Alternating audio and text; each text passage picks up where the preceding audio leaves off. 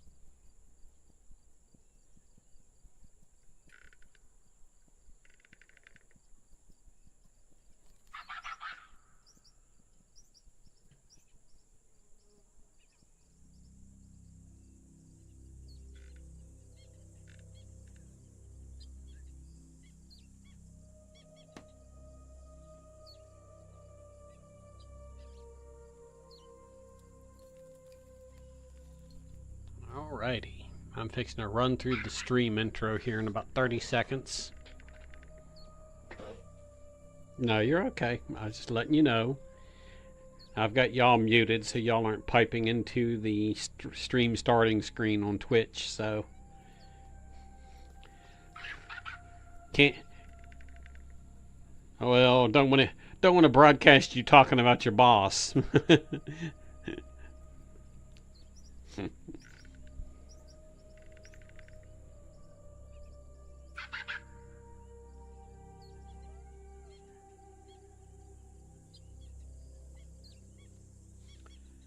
Alrighty.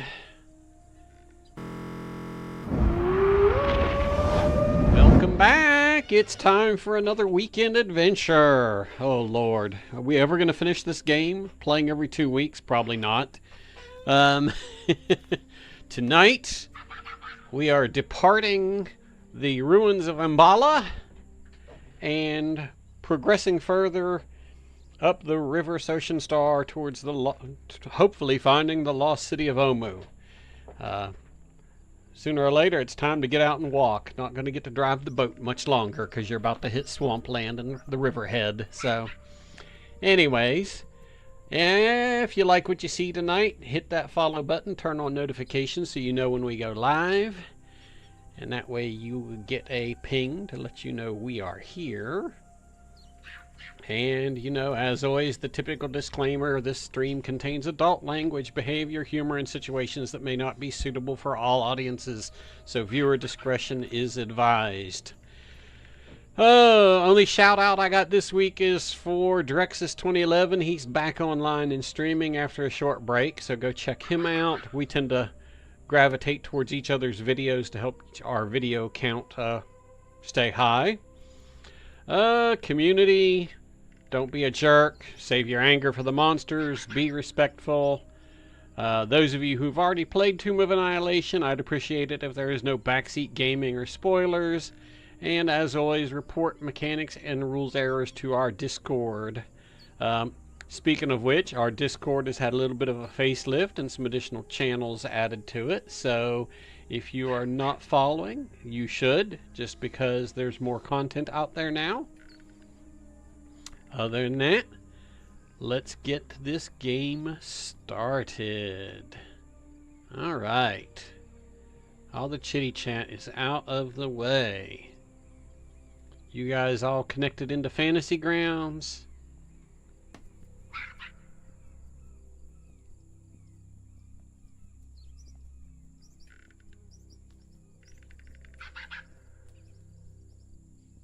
Good.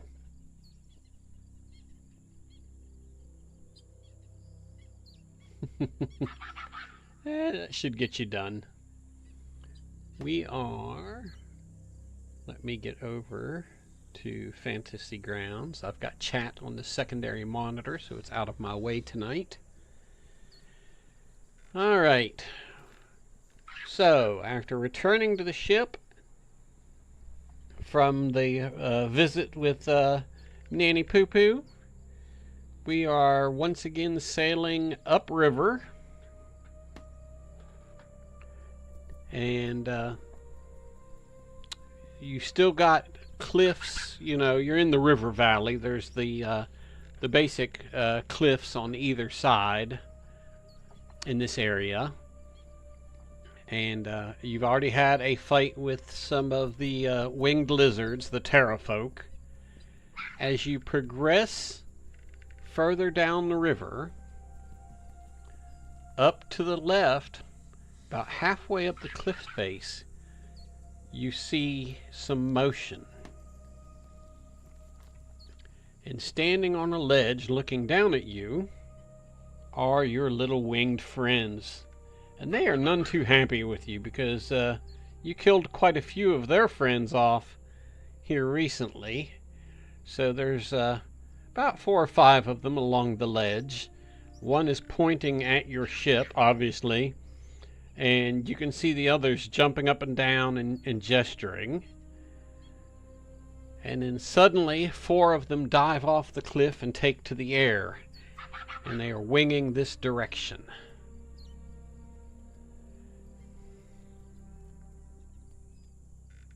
So they come down river towards your ship, but they're staying up out of what would effectively be bow range, and they're just kind of circling and watching.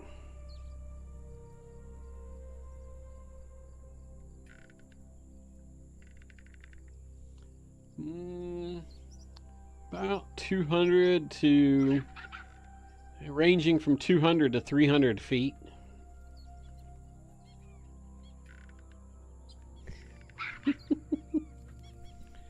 Oh, you're gonna use the big ass crossbows on something that small?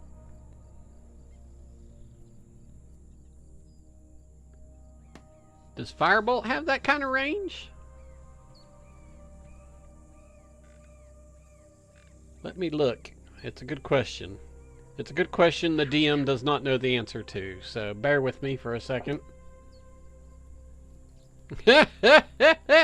Somebody jumping the gun.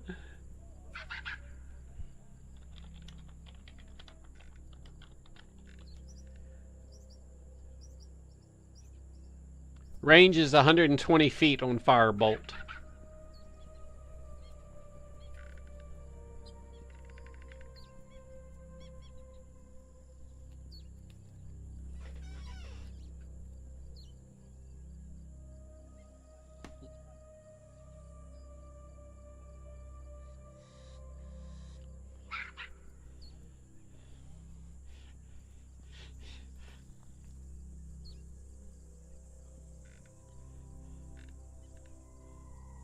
This water catapult idea, you better clench tight, is all I'm saying.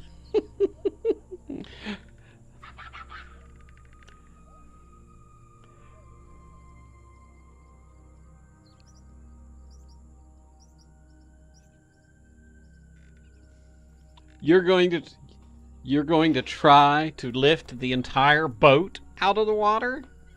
Do you realize the kind of weight you're talking about?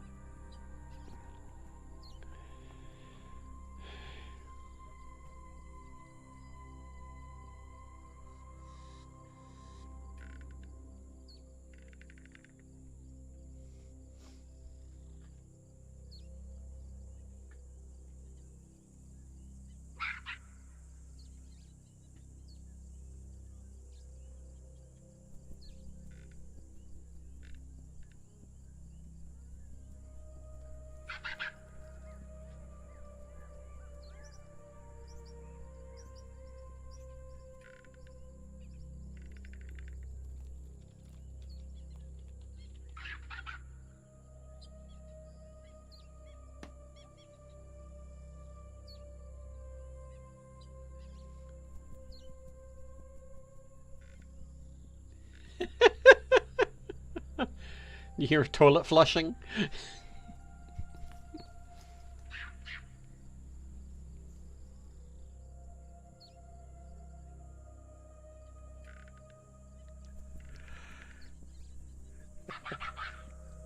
Other warm crime stuff.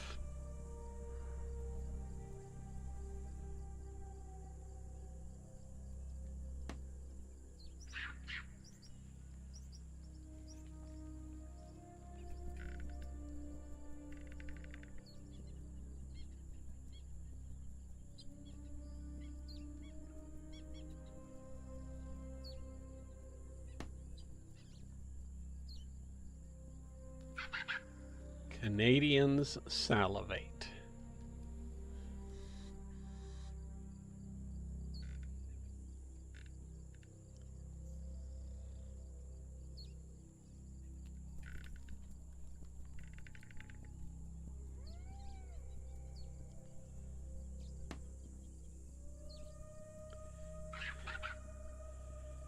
All right. While you're wrangling, they're getting closer. So why doesn't everybody go ahead and roll initiative for me?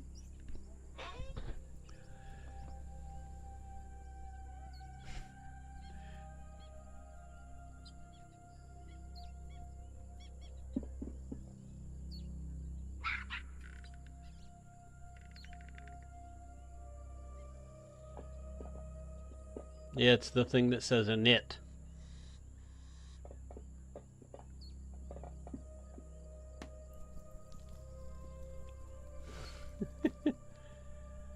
All right.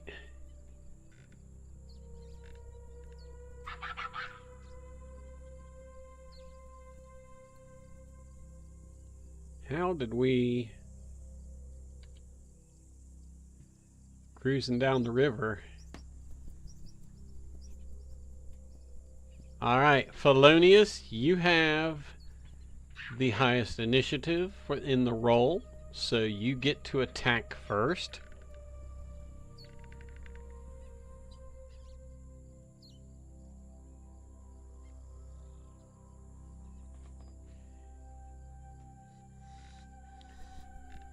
Let me see if I can, do you want to see if I can get the map out here with the ship and put them around it real quick?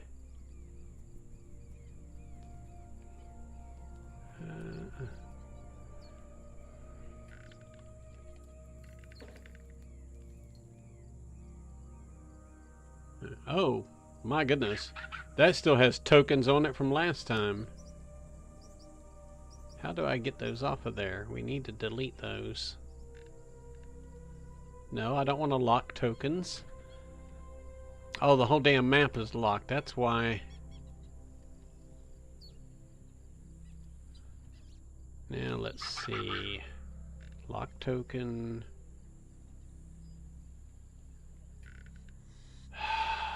How do I clear all tokens? It's not letting me. Do.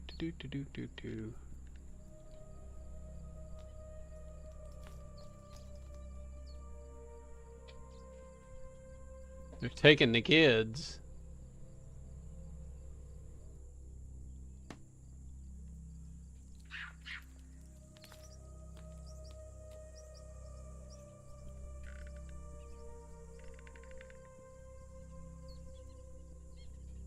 Bear with me, I am trying to get the frickin' dead splotches off the map from the last fight. I guess we never cleared them afterwards.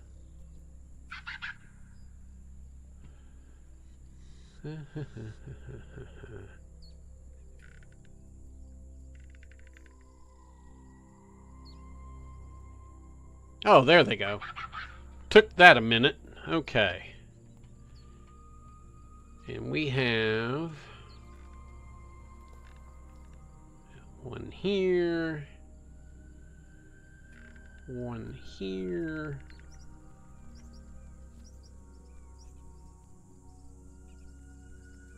one here.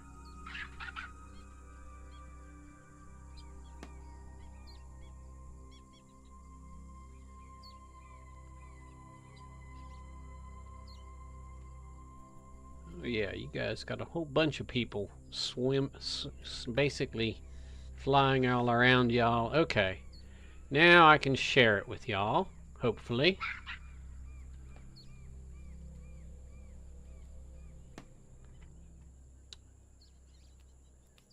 Alright, you guys want to position your tokens where you're at on the boat first? I see y'all actually already on there. It looks like everybody's kind of clustered around.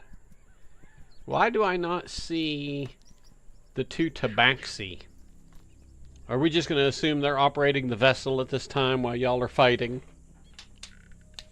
Okay, that's a safe bet.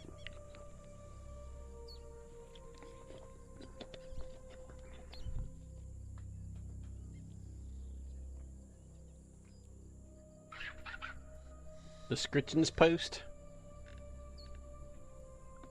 Okay. You think you moved Michael? Are you confused as to who you are?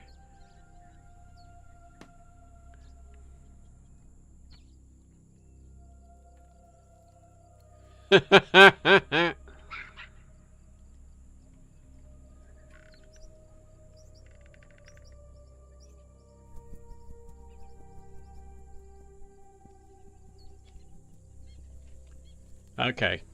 I fixed the initiative so that the active combatant is Alec. And let me just make this a little bit different sized on my screen just because it's overpowering everything else I'm looking at. Okay. Alec, you gonna select a target and fire at will? Let's see, Granny's in the front. Ice is kind of in the middle, and everybody else is kind of clustered towards the back.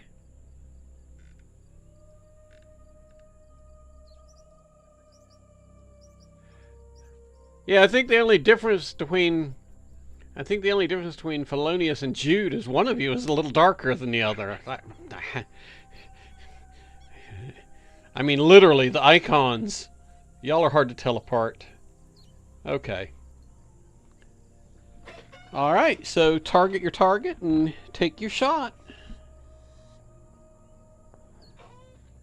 Let me fix the chat window.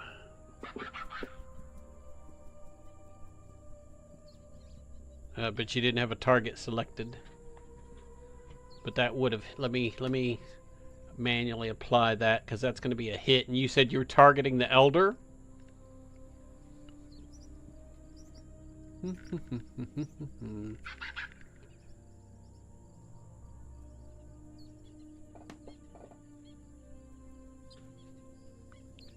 10 points of damage to the Elder.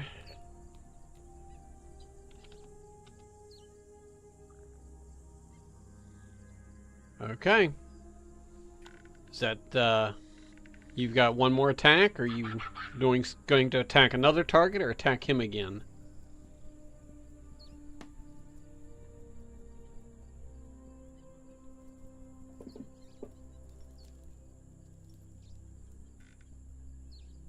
Mm-hmm.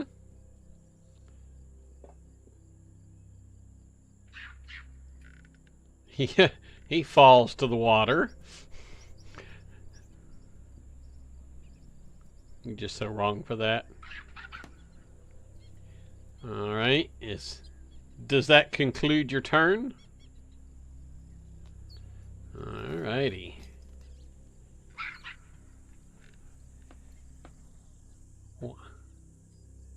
Yep, you did it, and you done pissed off the others.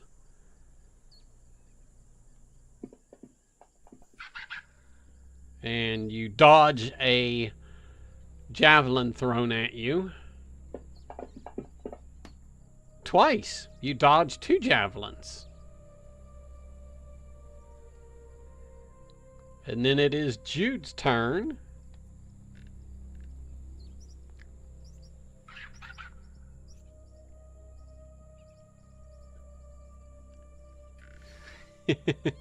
So you should have a little bullseye symbol in the combat tracker. Do you have the little bullseye symbol? Because I don't have a player on my screen, on my screen that I share, so. Hang on.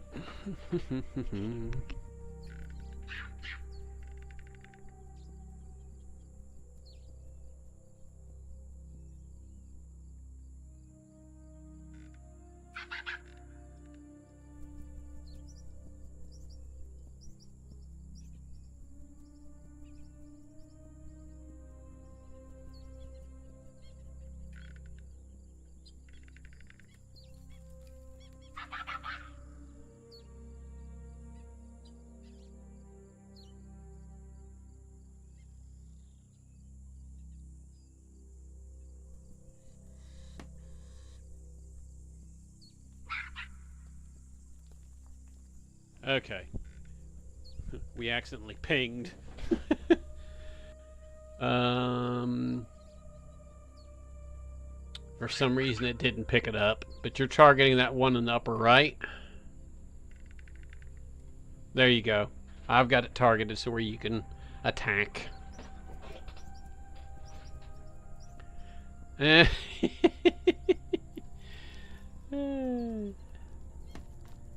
Just a second. That's over here. Right click. There you go.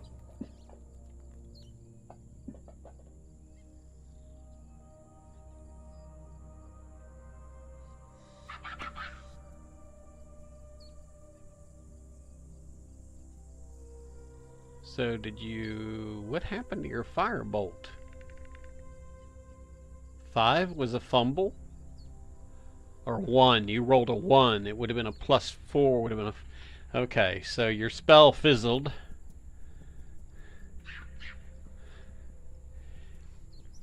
And do you have 2 attacks, do you not? Nope, just 1? Okay, so we need to roll over. That would be the end of your turn, and we have to roll over to the next combatant.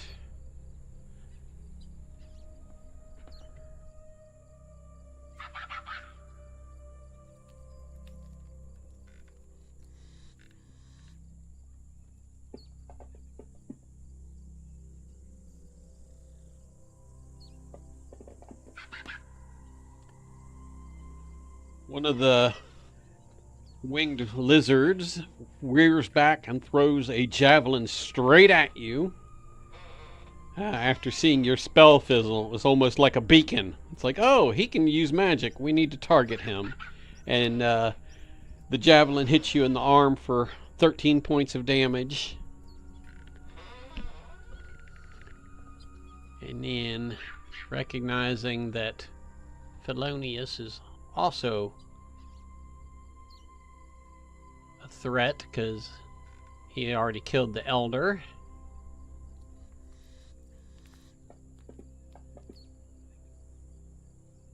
Felonius, you get missed by another javelin. It goes skittering off the deck and splashes into the water harmlessly.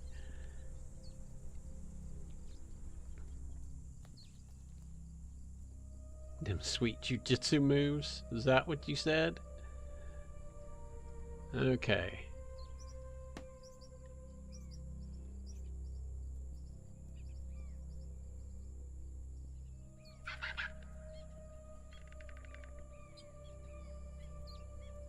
Well.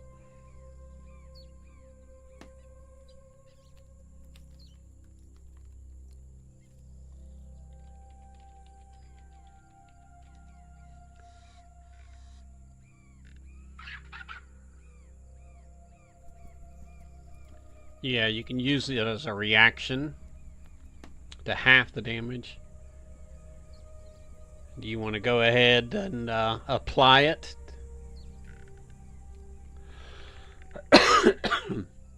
Okay. I guess I'm going to have to start prompting y'all if y'all want to use your reactions just to remind y'all they're there.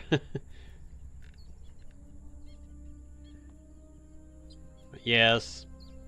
Yeah, that's part of the problem with playing so seldomly is that we don't do it often enough to remember the those kind of effects. Okay, where was I? I was in the middle of something.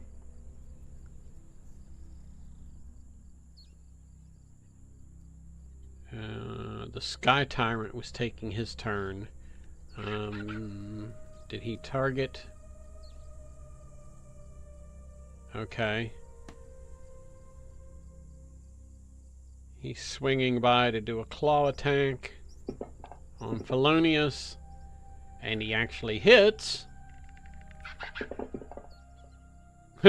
for all of 4 points of damage on the first one,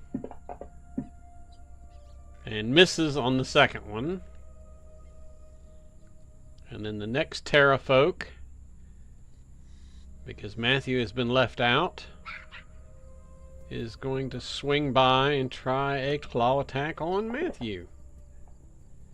And misses with the first claw, and misses with the second claw. And then it will be Ice's turn.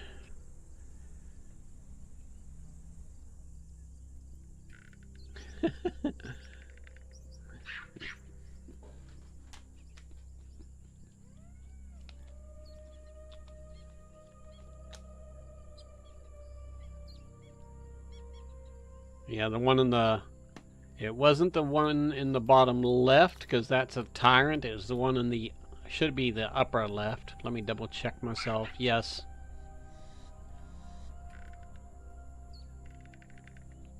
I take it you're going to target him with something from ice.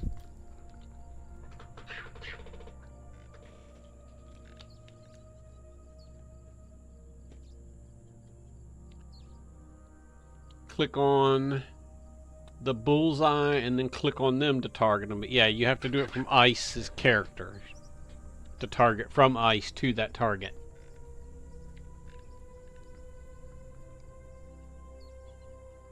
So when you target, I should see it pop up on my end.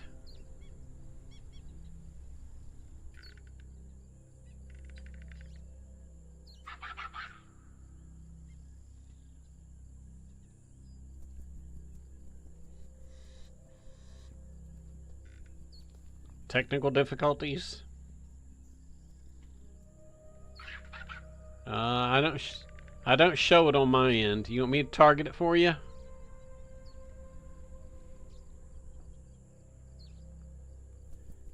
The guys have typically been doing it through the map. I do it through the combat tracker, but I think it's different for the DM than it is for the players, is why.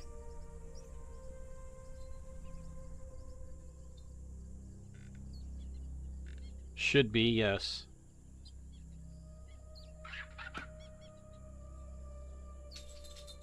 I don't see it picking it up. You want me to go ahead and target it for you?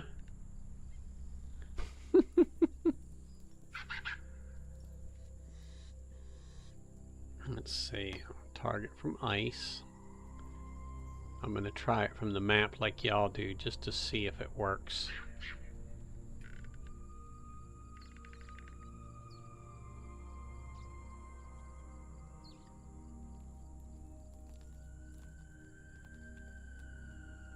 I think that's the right one. If not, that's the one you're attacking.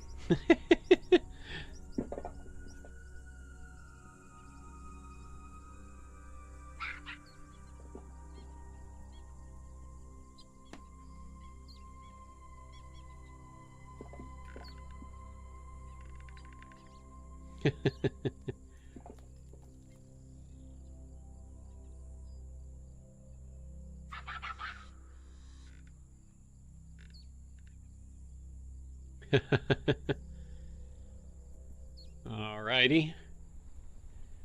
And then it is another Terrafolk's turn.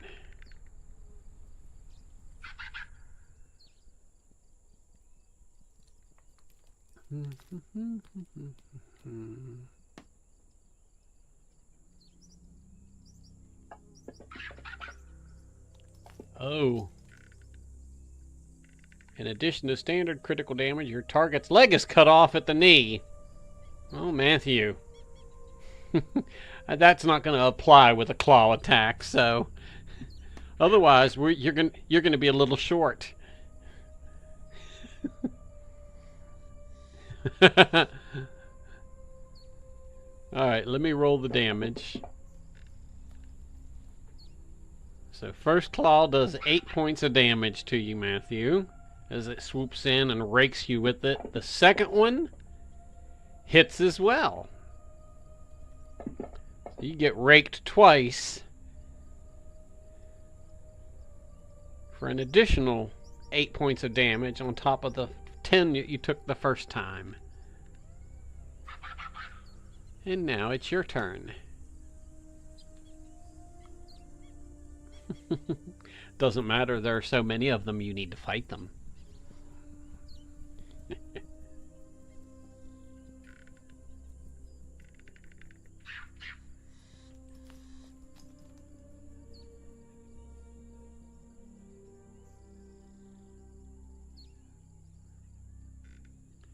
I mean, they're bipedal. They stand on their feet, don't stand on their legs, and their wings are armed with, and they have hands on the end of them.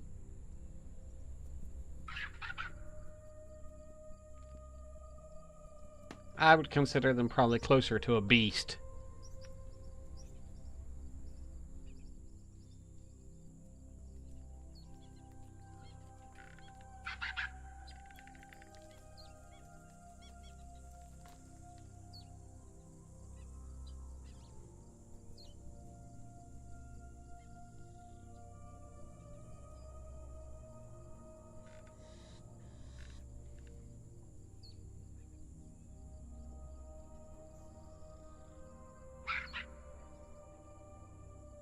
Nope, I am not.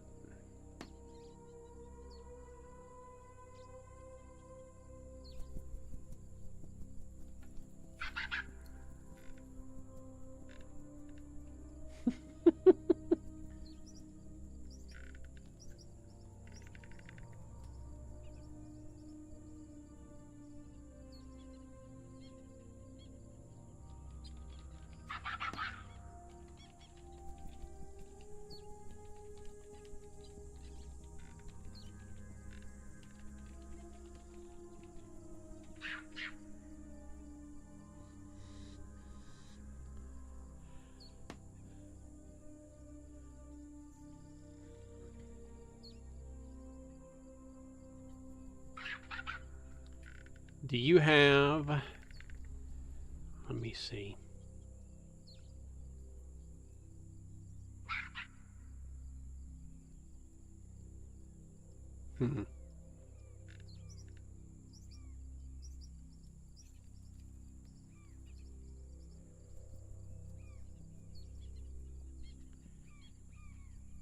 I'm not sure why your targeting is not working.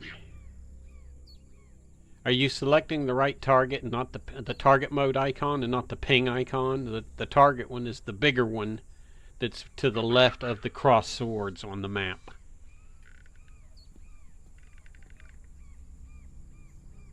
Okay.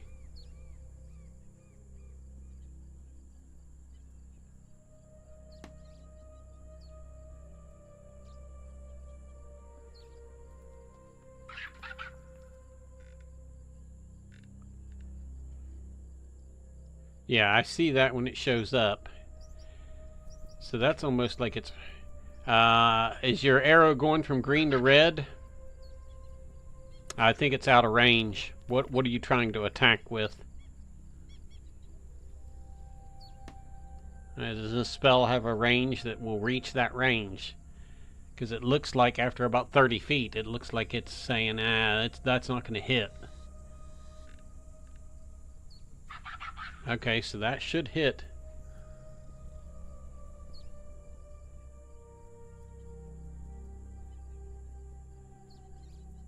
So you trying to target the one in the lower left?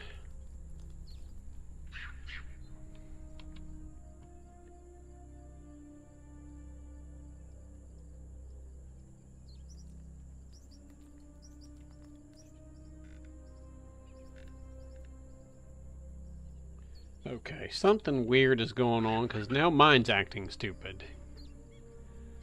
Let me see if I right click on that.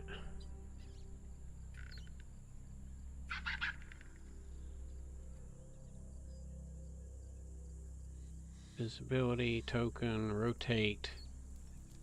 Okay. Let me go back to the combat tracker. Let me clear. I'm going to clear all targets. Because I think that's part of the issue, is it's getting targeting confused.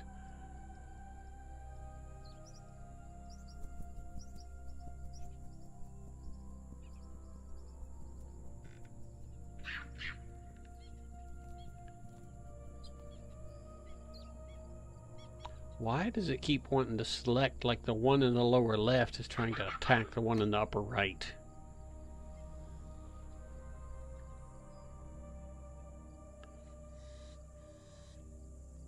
Okay, so for some reason that targeted you, or it didn't clear it. Let me clear these in the combat tracker. I'm wondering if the combat tracker is confused. Okay.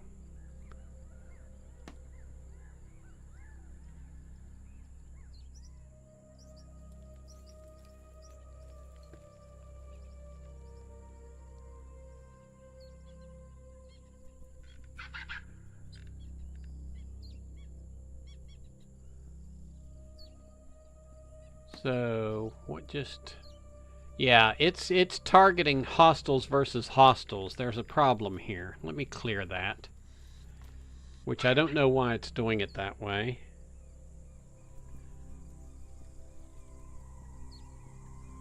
I think let's deselect your character. And then I'm going to go to your action.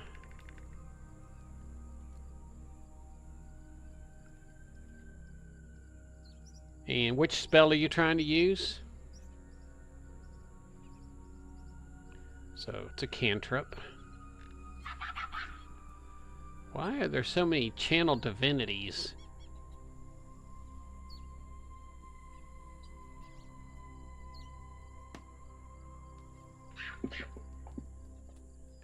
So here's a way you can do this.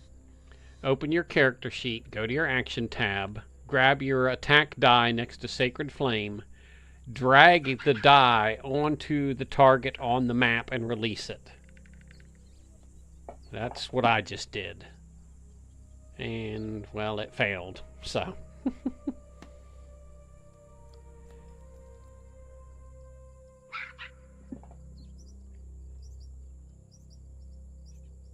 There you go. I don't see where it subtracted the damage from him, though.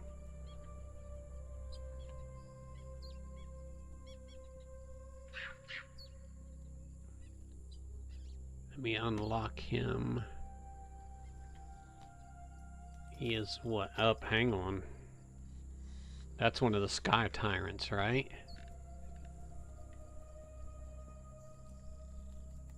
I think it's going to be this second one, and that was 14 points of damage. There you go. I saw the little green go down on his damage indicator. Alright, is that it for your turn?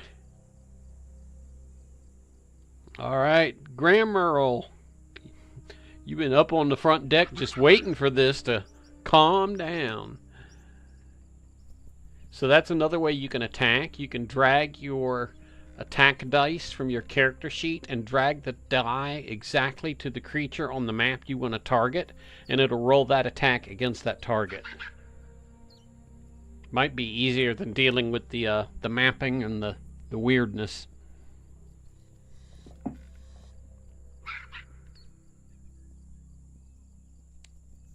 I don't think that targeted anybody. Who was you trying for?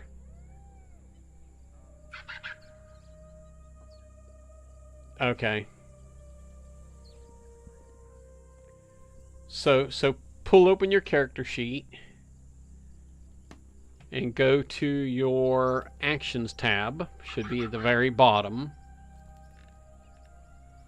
And if you're targeting with your blowgun, you're going to drag that D20 with the +6 in the box. You're going to drag that die and drop it on the map on that dude, and then there you see that hitting. And I just threw a dice for nothing. Okay, now you got to roll it rolled what, 4 damage? Okay, so just a little bit. Okay, that was your first attack. You've got one more. Yes, a 19 hits. You're just chipping away at him here. Alright, that's it for Graham Merle. Anything else?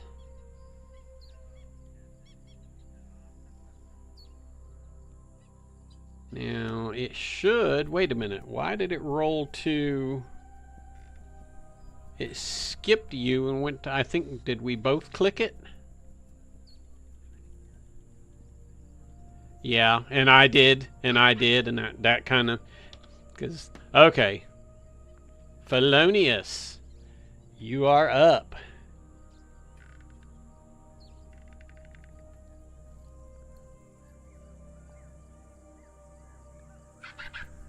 Just turn around and thump him.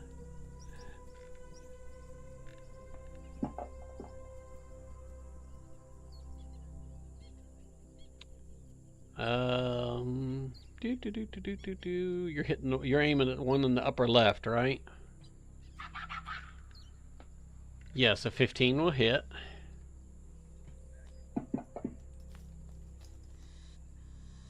And 6 points of damage. And it applied it. I see he went red.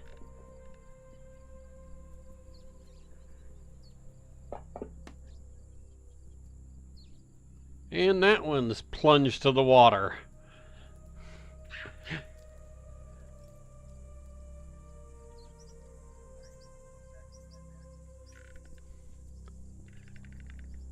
And the bird feeder. Is that what we're going to nickname your bow? The bird feeder? Alright. Terrafolk attack. Terrafolk attack.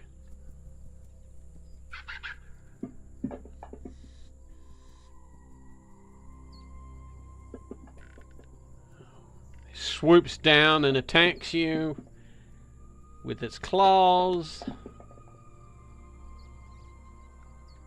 for a cumulative total of 13 points of damage. And then it will be Jude's turn.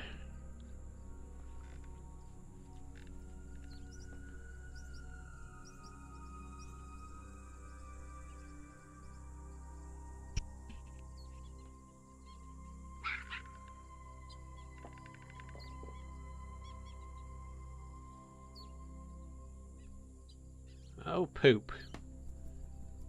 And Firebolt arcs out over the water, but the birds, with the bird, the lizard, whatever these things are, narrowly swoops out of the way and misses the hit. And then the tyrant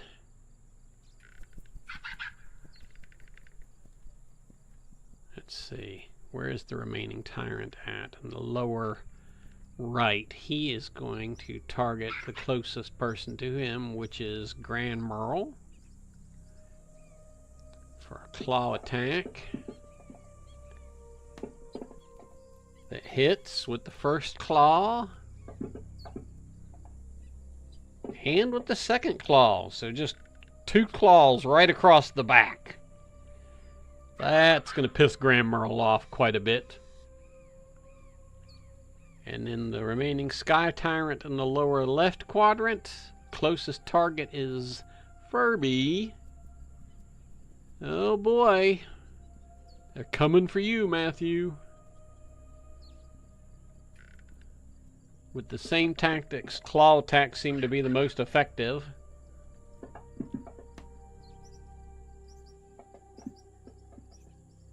The creature swoops in, hits you for a cumulative, what is that, 13 points of damage? You guys are actually getting clawed today and getting hit. What's going on with that? And then it will be Ice's turn.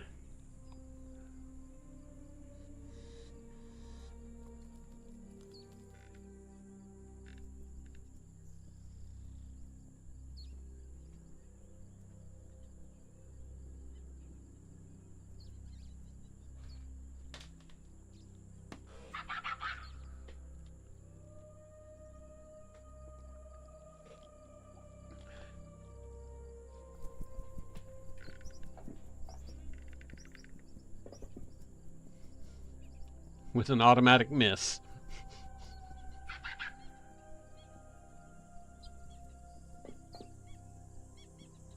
Well, that's a hit.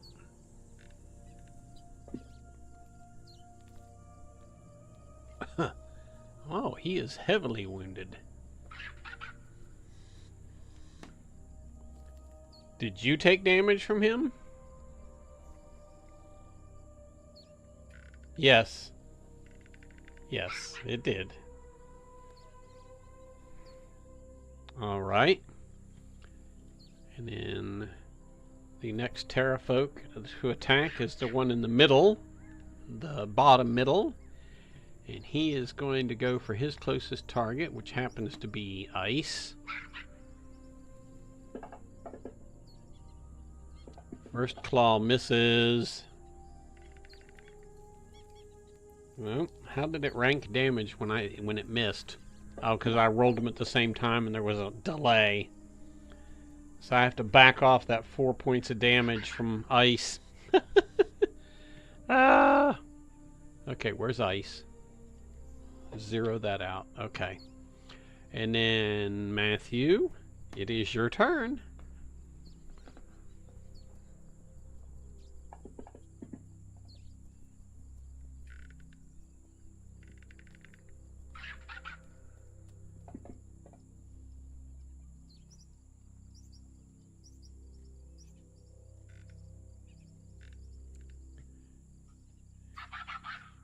And you did 9 damage with it, so it was effective.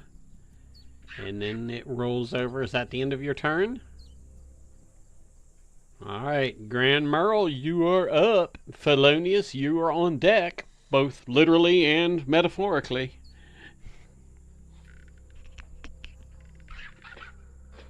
Has my mic not been working this entire time? Okay.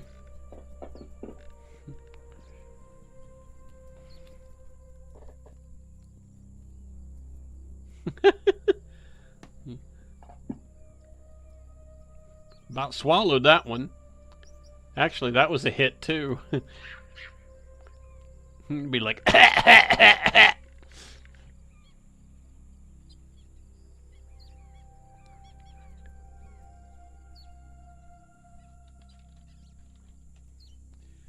yeah, you suck wind for that. Okay, is that the end of your turn, Felonious? Oh, you rolled over to Felonious from Grammerl, didn't you? All right. I need to watch you because you and I hit the same button and we end up rolling past each other here. So, all right.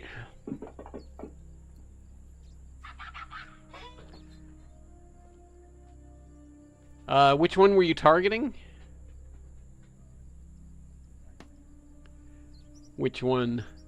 There's one in the upper left? Okay. No, that would not hit. It missed. Was that your first attack? And here comes your second. Now that's going to hit. Oh yeah, you pinged him down hard. Alright, and then Terrafolk, that's the upper right. He is going to swoop in for the attack on Graham Merle.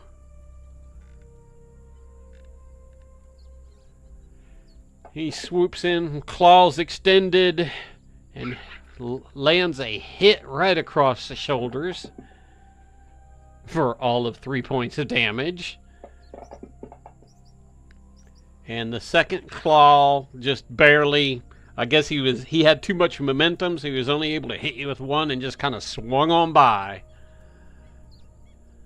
Alright, and then it is Jude's turn.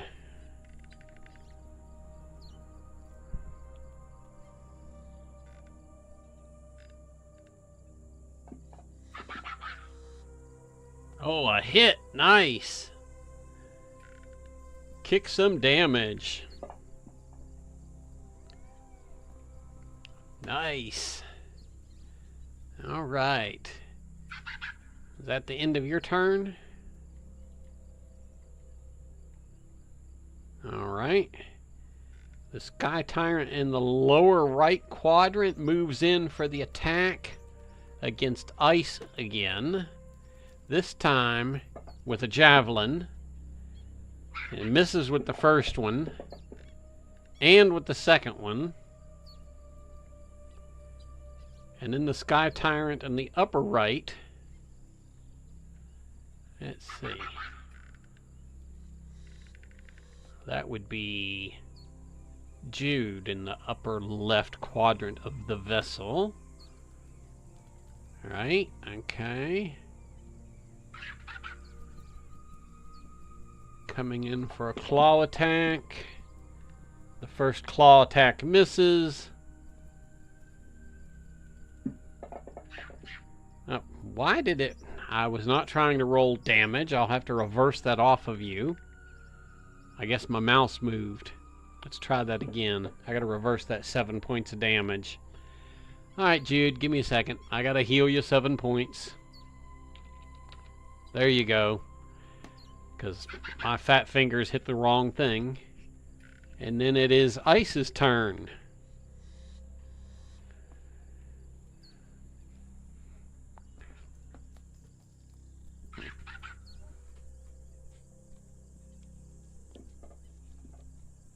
The two in the lower quadrants are pretty healthy. Mm-hmm. Why is it not showing on y'all's screen that it hits? We need to fix that. Okay.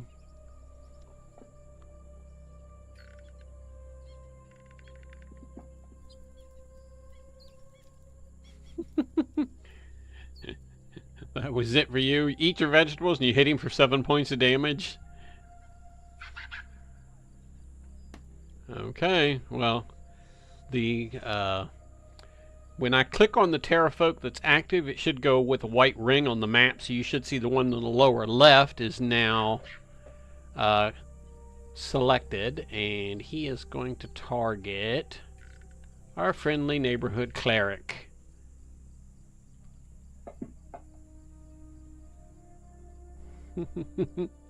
First claw misses. Second claw misses. Well, these things can't hit the broadside of a barn painted red. Alright, cleric. Do your damnedest. Or your blessedest. That. Nope. Burned that spell slot, didn't you?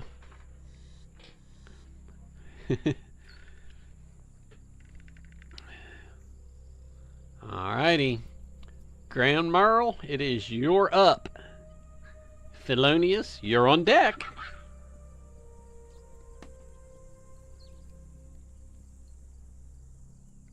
Is it easier targeting from the character sheet than it is from the combat tracker?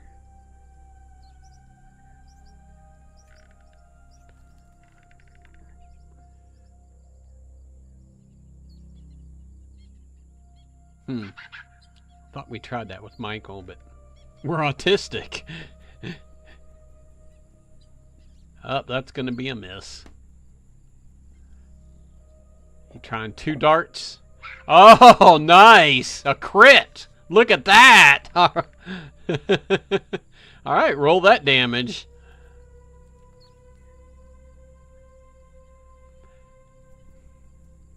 Oh, Lord, you get 4. Okay, well, we'll take it, right?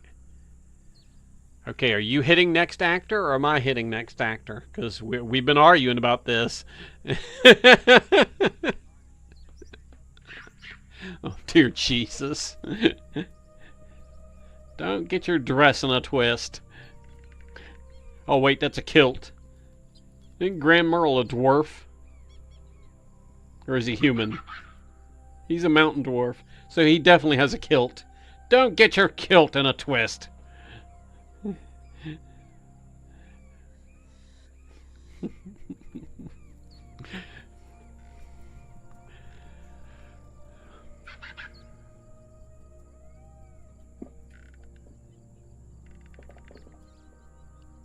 You hit something, critical hit. Who you targeting? It did the double damage. But again, which one? That would have killed him. It didn't, but that's going to take him off the map, so. Let's see. I think it's this one. That's the one that was heavily wounded, right? Yep.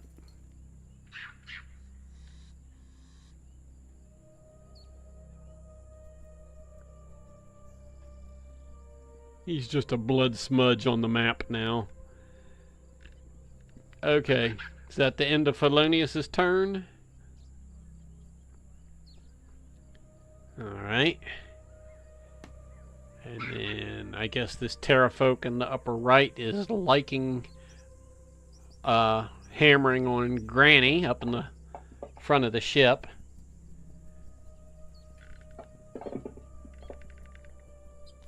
He hit you with a javelin attack. And then he dropped a javelin in the water. Alright, and then it will be Jude's turn.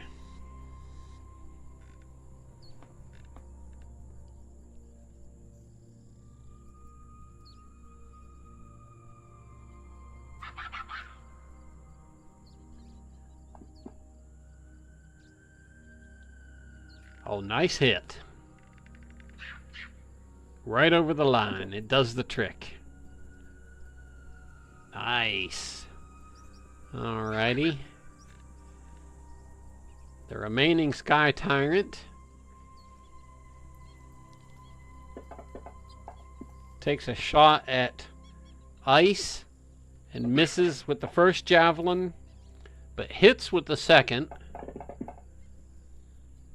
for a whopping 8 points of damage. Actually, he was targeting Granny. I'm sorry. I'm getting Icon's eye strain here apparently. Okay, now it is Ice's turn. Matthew, you're rolling for Ice, are you not?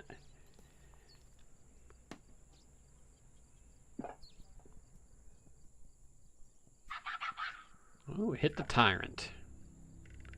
For 10 points of damage. Twice.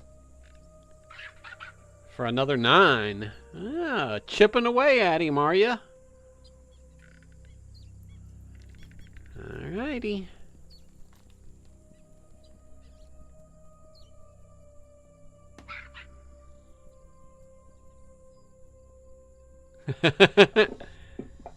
That's okay. My mic indicated it was muted earlier because I had the red indicator light, but it wasn't. And I was like, how are y'all hearing me when this thing says I am muted? I got to subtract that second 3 because I rolled the damage and the attack and the damage at the same time. So that 3 doesn't count. Let me adjust you. And then it is your turn, Cleric.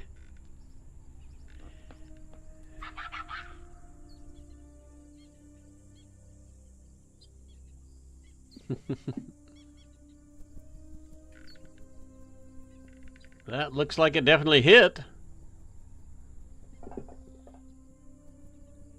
Oh, crap. Yeah, that did it.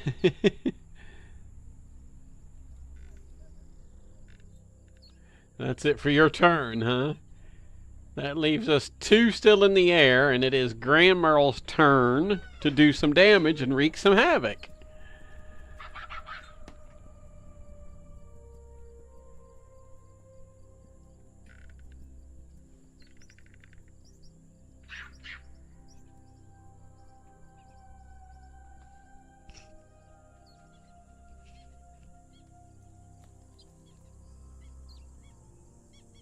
I think Grand Merle's taking the blunt of the damage on this in this fight.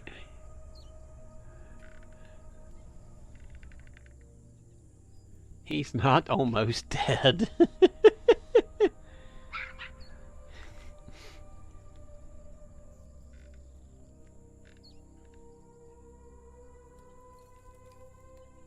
You gonna touch his no-no square? Yeah, I saw you get disconnected and reconnect.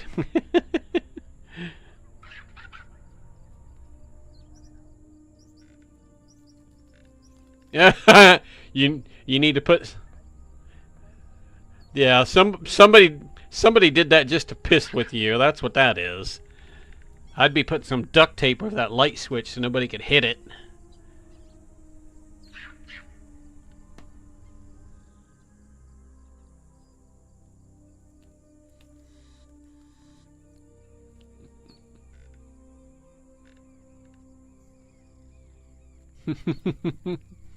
Alright, it's Graham Merle's attack. You missed Ferb's attack against the one of the Terra folks. He did a massive amount of damage with guiding bolt. So now it is your turn to pick a target, sir. All right, it's all good.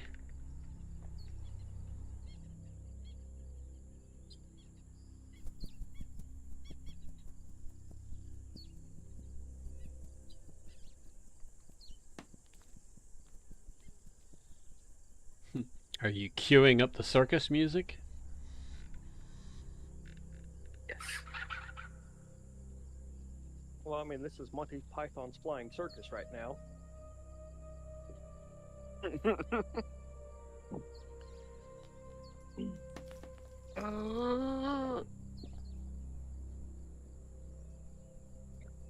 That's a hit. Oh wow, you dropped one with the damn blow dart. Now that is impressive. I'll do it again. You know, I feel bad for making fun of that blowgun in the beginning, but you know what? If it works, it works. He's just chipping away at him. It's them dwarven lungs. He's full of hot air. You know how dwarves like to brag. Alright, rolling over to Felonius's turn. Are you going to move up, or are you going to attack from there like a savage? I'm gonna move just a little bit for defensives. Are you going to hide behind the mast? Surely am.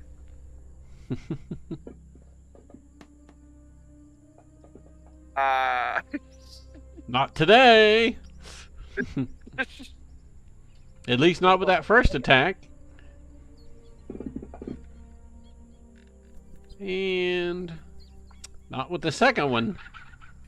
Okay, so it's a miss. Okay. Alright. Jude, do some damage.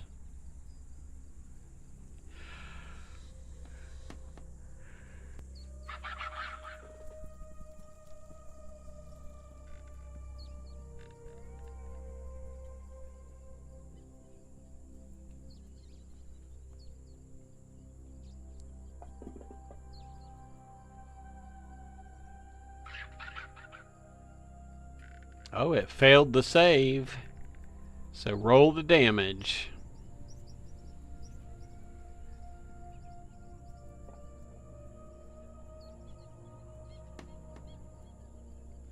Alright, chipping away at it. Alright. And this sky tyrant. We have a net. A net? You're on a We have a ship. net. You probably do. If not, you should.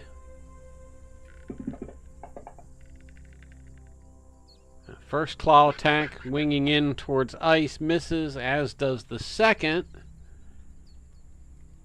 And then it will be Ice's turn. And this tyrant's hanging in there because he's still fairly healthy, so... Not if I got anything to say about it. Chipping away 5 points at the a time. javelins. Dang, okay. Is that it for Ice's turn? Yep, that's it. That's his 2 little javelins. Alright, Cleric, you're up right behind him. Alright, Matt, if you miss, I have a great idea. Oh, I got a hilarious idea. Hey, so how do I cast spells as higher levels? Because Guiding Bolt I can cast up there pretty high, but I'm like, I want to do more. Okay. It doesn't really matter. This will work. All of it. Alright. All of the hurt.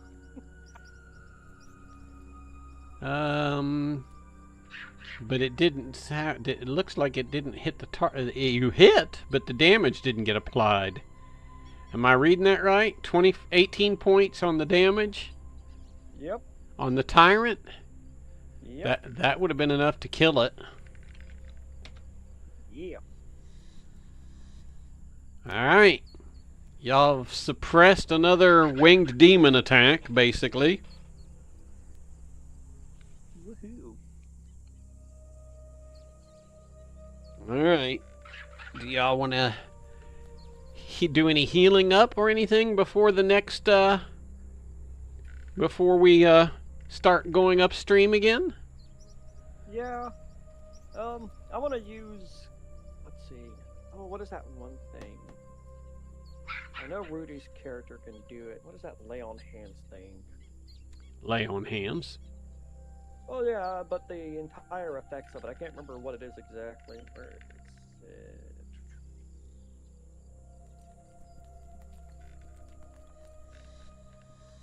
Under actions.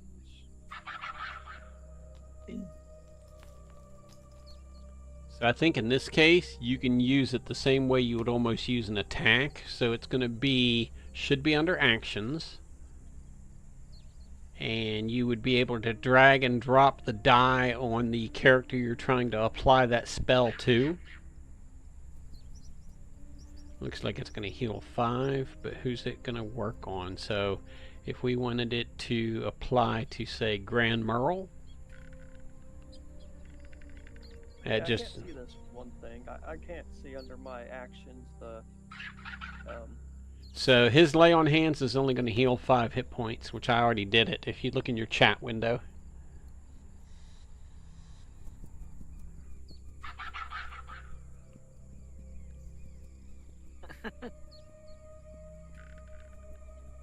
So Channel Divinity Preserve Life. Where is that one at? Why are we getting in the longboat? Oh, Alec, are you bored? We going fishing? They go schooning. Schooning. You can go be Okay. giant crocodile bait. So the channel divinity for preserving life, as an action you can restore 45 hit points to any creature within 30 feet, and I can divide those hit points among them. So, Okay. I doubt the automation will do it, so I think if you go through, let me take a look at it. That's on Channel Divinity. The Preserve Life, right? yeah. Like it says 9 points, but I'm looking at my character sheet through D&D Beyond, and that's what it shows it's able to do. Okay. So roll what dice D&D Beyond says, and then we'll figure out how to divide it amongst the wounded. Oh, I was gonna use it all on Granny Flint over there. Oh, okay. Well then, And, do it to it and tell me what we need to patch him up to. Oh, there's no dice rolling or anything for it. I can only use it 2 times per short rest. Okay. And what's it gonna heal total? 45. Oh, so it's gonna take away all of his damage. Yep, I'm gonna use it once on Granny Flint and on myself. So that'll yank Okay. me back up to full HP for the 2 of us. And then... And then Jude and Felonius just have some light wounds that, Yeah. Which Ice can actually heal both of those because he's got the same ability as well. I just alright. don't know how many times he can use it per his channel divinity. But it Let's works the see. same for him, basically. I don't see Channel Divinity on his paladin effects. Let me go up to his Do you abilities. have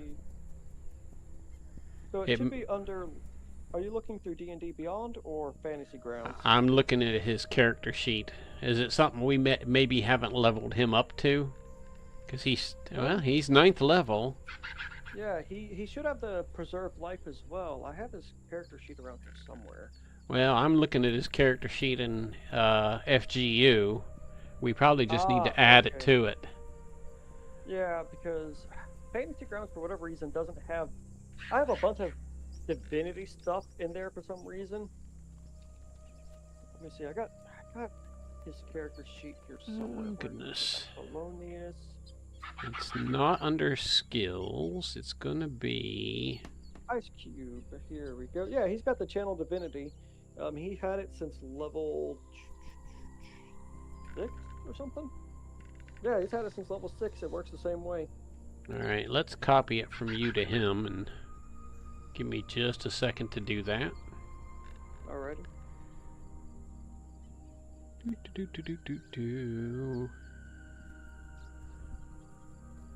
Paladin actions and effects. And we are bringing over...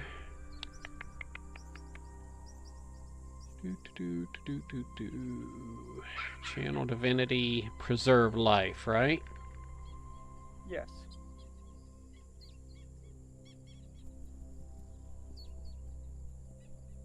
That's weird. How is your character sheet moving on its own? What do you mean moving? It was scrolling on its own. I was not moving the mouse. Freaking me Oh, out I'm over sorry. here. I'm sorry. I was yanking out a bunch of these channel divinities that my character doesn't actually have. My So bad. I'm like, why is it making it scroll? How is it scrolling? I'm sorry. What the fuck? Yeah, 'cause I Okay, was looking at all so these channel divinities. I was like, I don't have any of these things. They need to go.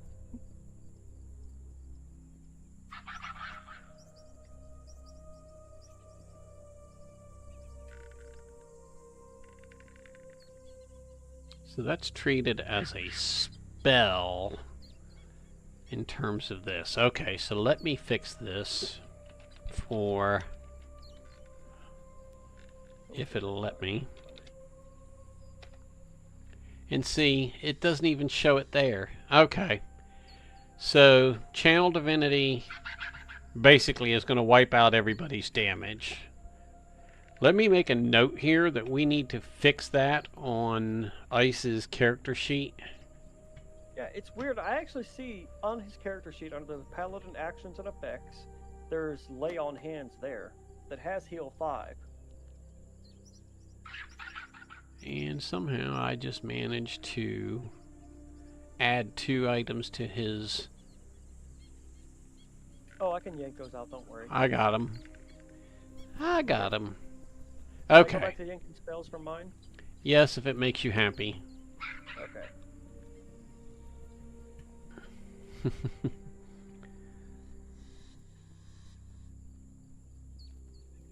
Alrighty. We need a map. The map, the map, the map, the map, the map.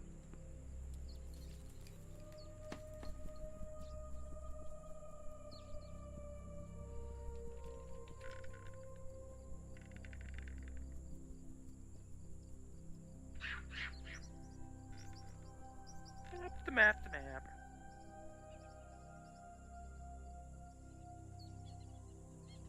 Why does it not show any of that for y'all?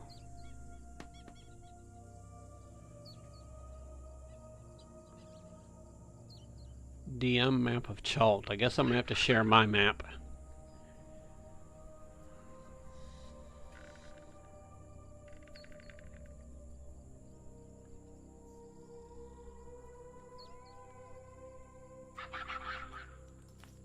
Alright, having just left Imbala, we are now entered into the Aldani Basin. So the river comes to a stop and it's just now murky swampland as y'all clear the last of the cliffs. Unfortunately, that means it's time to get out and walk, fellas. Woohoo. So we're gonna have to My do sea some... legs. You see what? My sea legs. Your sea legs.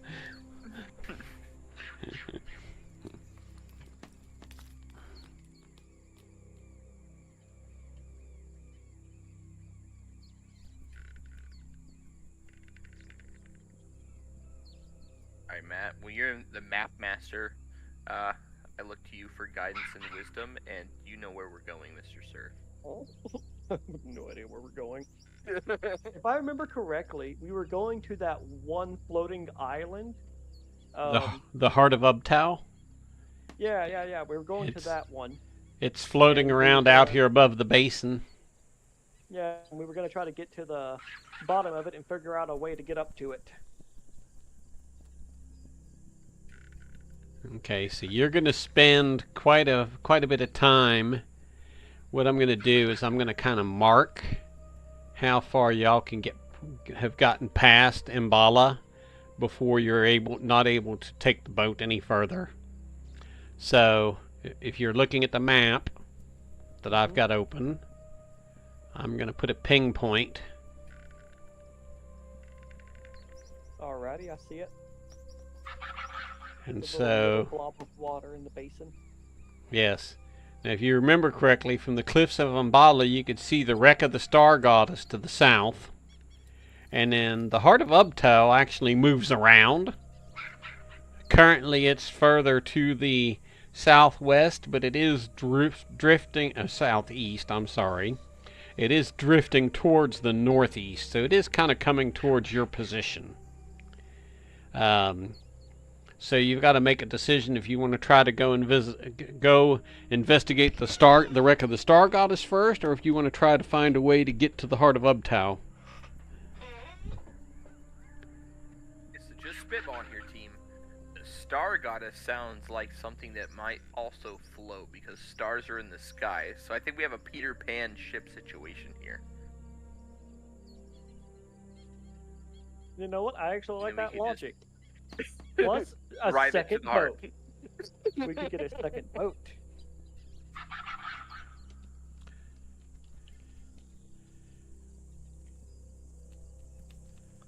How you feeling, Michael? Is logic, is it flowing? Okay. So the Heart of Ubtao as you remember, is a floating island of rock that floats around down here in the Aldani Basin Valley. Just kind of following, I guess, the breeze. Who knows? Versus the wreck of the Star Goddess. What you recall of it from your seeing it from Mbala was there was definitely some it was wreckage in the trees, and you could see it in the tops of the trees. So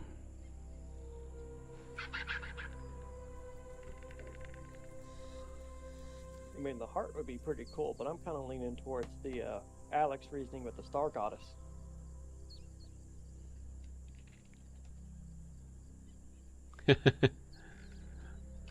And I see that there's death symbols on the map too, which means let's not go that way yet. yeah, if you remember your correct orientation with Sylvain, those are known areas of undead hordes. Now I kind of want to fight those. Alright, are we going to the Star Goddess, man? Yeah, I vote Star Goddess. Star Goddess. Star Goddess. Alright, and the cats can climb the trees to get up there. Sorry, I didn't mean to ping. I didn't realize ping mode was still on.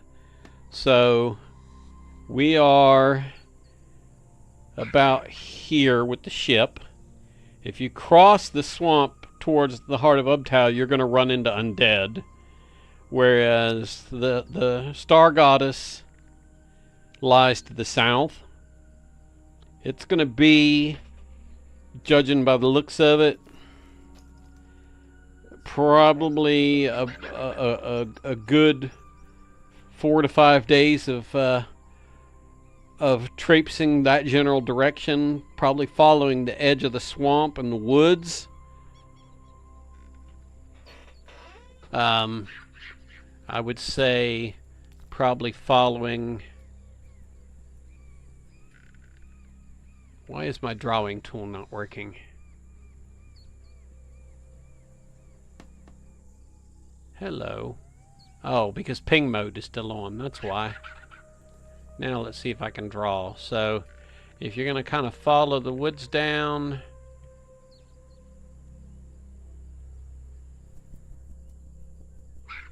Okay, my drawing tool is still not working. It's wanting to move the damn map. Okay. Is it because... Wait a minute. Is this map locked? It doesn't show the map is locked. Anyways, my recommendation is going to be to follow the edge of the swamp versus the forest until you actually need to get into the woods. So I'd say come down this way and then cut into the woods, if y'all follow my line of reason to the wreck of the Star Goddess. Yeah, that'll work. Probably the biggest risk you're going to have is probably encountering some dinosaurs along the way that are probably coming to the from the forest to seek the water. So, alrighty, let me shrink this map up to the side. I see there's a lot of undead hordes. Can we do Walking Dead style and we get them into one massive horde and just take them to a town? What are you wanting to do? Super horde. Fight them into each other. I have an idea. Okay, you have an idea. Alright. So, we have barrels with fresh water on the ship, right? Yes. Okay. And we you've have been a bunch able to of harvest silver. rainwater. Alright, and we got silver coins with us, right? Like our money and all that fun jazz. Yes. I have a proposition. I propose that we take the silver and we start making the sailors start grinding it up or breaking the coins down into a pallet or however they can. And then, between them, us, and everything, I'm pretty sure we can make silver dust. And then with that, we make holy water by the barrel.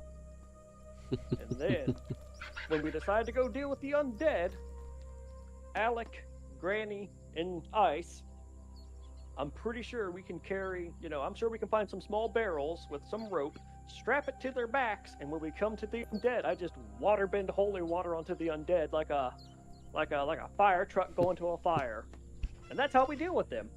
And we give Michael some other cool stuff as well to make him do all sorts of war crimey stuff. I'm sure he'll like it. The other possibility is if you're going to use silver, is you might want to take advantage of the silver to silver some of your weapons. Yeah, we could do that. But I got something special for Michael for the undead hordes, for him to have a whole bunch of fun. You're Michael, savage. stand next to me. You're gonna need it, buddy. But yeah, I mean, we got Michael. I mean, we got Ice. We got our Paladin. We got Granny Flint. We got the Power Ranger. So I'm pretty sure they'll be able to carry like a couple of containers of water on their back and a keg thing or something. Yeah, because I don't recommend drinking swamp water, at least not without purifying it somehow. Yeah, that'd be all right. Just So- find your Constitution save. So we're an hour and a half into the session. Let's take a short, say 5 to 10 minute break. Everybody go grab something to eat, drink, go to the bathroom, that kind of thing. All right. It's at 8:25. Let's shoot to be back here at 8:35. That way everybody has time to do multiple things. And we will pick up from there. Already. Alrighty. Hey, Alec, Michael, y'all gonna stick Mic around for a little bit? feedback on. Mic off.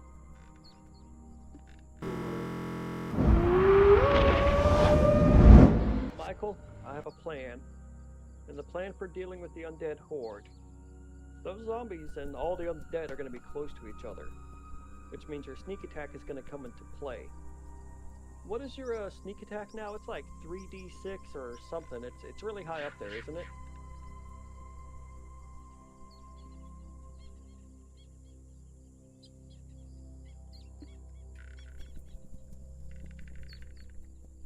Michael?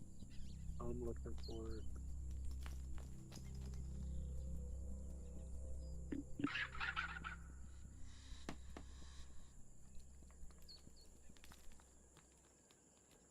I'm not seeing where I see sneak attack. Are you using the D&D Beyond app? Yeah, or no, I'm using Fantasy Grounds. Oh yeah, it's not going to show up in there. The fantasy ground stuff for our characters, it doesn't work out that well. I've been using D&D Beyond for looking up spell effects and other stuff I can do. What am I looking for? Under your actions, there should be a sneak attack thing. Oh, sneak attack right here. Yeah, what's it say, like, the damage for it is?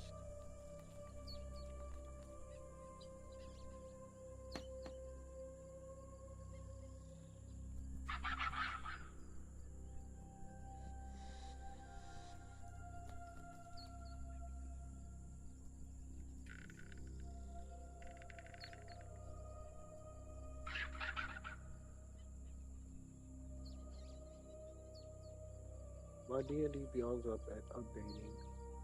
Hey. Well, I got a player's handbook. I'll look in there real quick. But anyway, my plan is what we can do is, since the undead are probably going to be clustered together, using your short bow with sneak attack.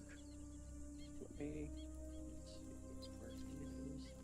Classes, your character's a rogue, right? An arcane trickster, I think, specifically. I think so. Let's see. Where is it?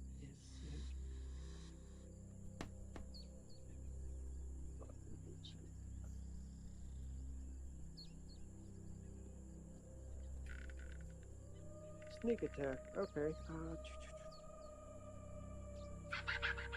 Column, sneak attack column of the road team. So you're level 10, right? Okay, so your sneak attack does 5d6.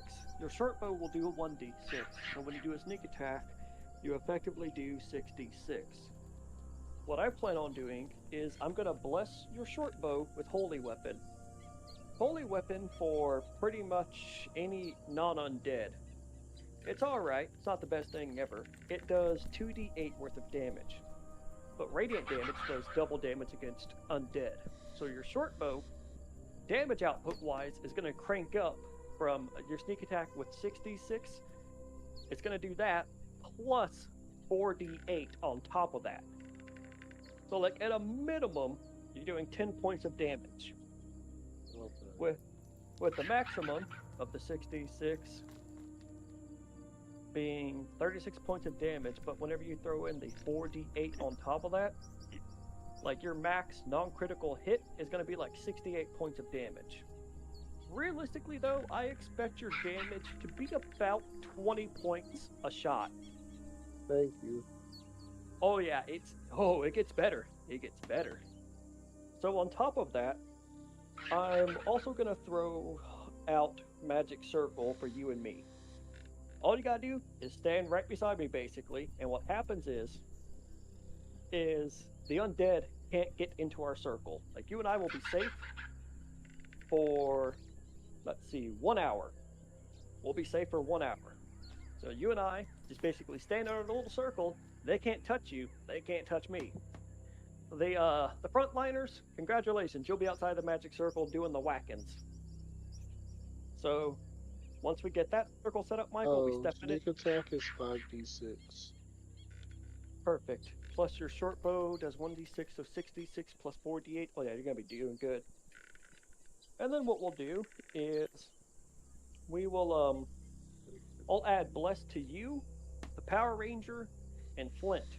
And that'll add a 1d4 to your attack roll for the next 10 rounds of combat. So you basically get between a +1 and a +4 for your attack bonus. So you'll be more likely to hit. And for you, Michael, you'll basically be hitting the undead and they're just going to explode on impact. And then once you've had your fun knocking some of them out, I'm going to water bend some holy water onto them. That way we can miss them, do a large AoE, and hopefully hurt a bunch of them. Do that a bit. You'll keep doing your sneak attacks with your fun bow plus your radiant damage, and that should really tear them apart. So we'll be safe, they can't touch us, and you'll be just exploding zombies the whole time. It's gonna be fun. You'll be fine.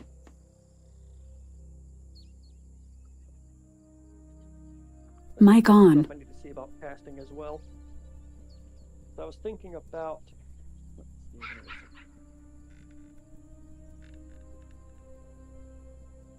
I was also thinking about bringing out a where is it?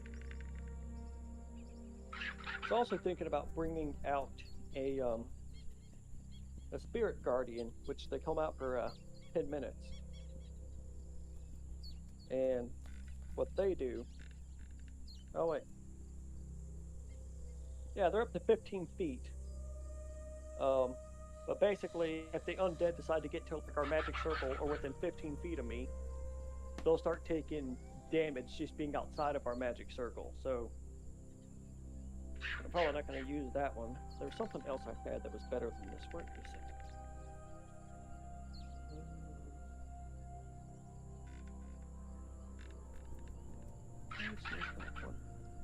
Ah, Summon Celestial. There we go. Yeah, that's the one I was going to use. But anyway, I'm going to go grab something to munch on. I'll be back.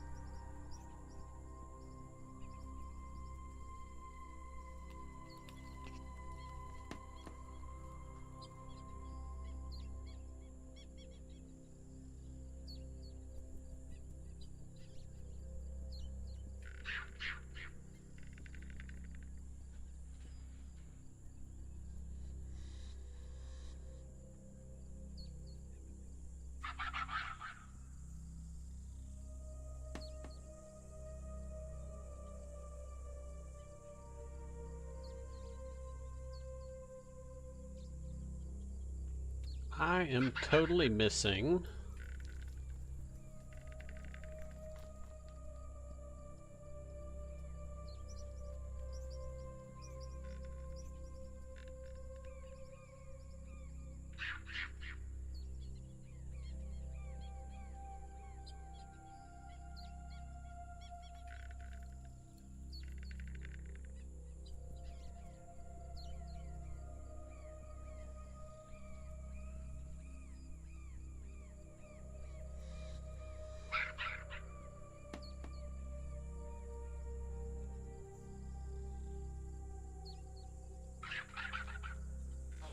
Okay.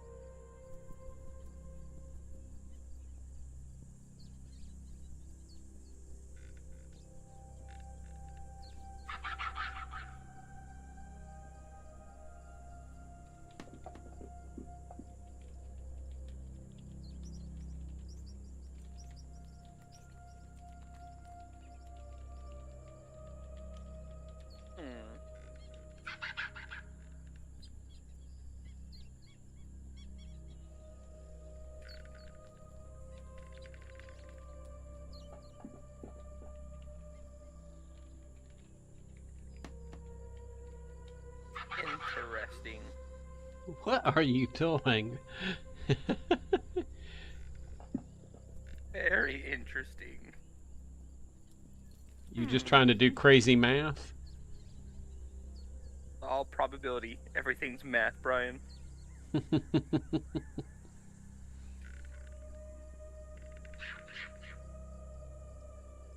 Up until the point where you divide by 0 anyways.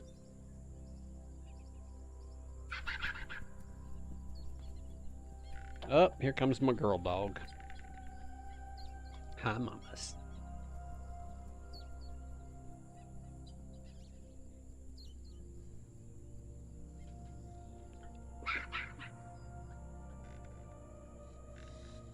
Alright, I'll leave it alone.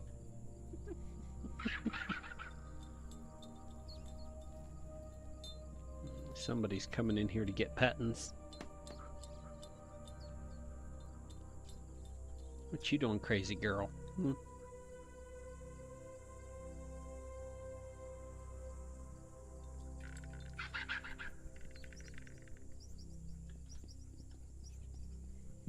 What you doing, crazy girl?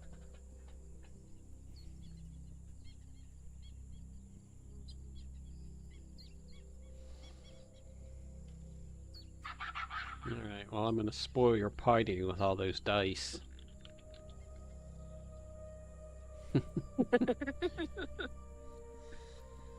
I'll do it again. Oh, well, it's a lot of clicking.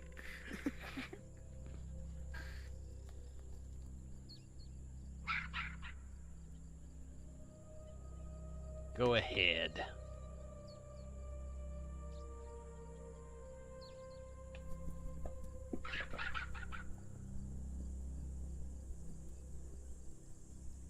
You know what? I don't probably think ever do that again. That one. Yeah, I've been getting a preponderance of low dice rolls tonight. And I don't know why.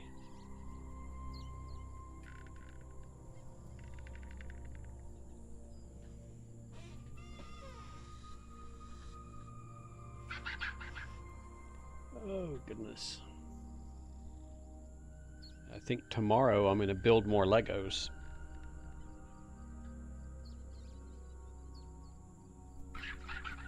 I got a puzzle box for a coworker because they're out sick, and I had to really fight myself from opening it and solving it and then putting it back. I'm back.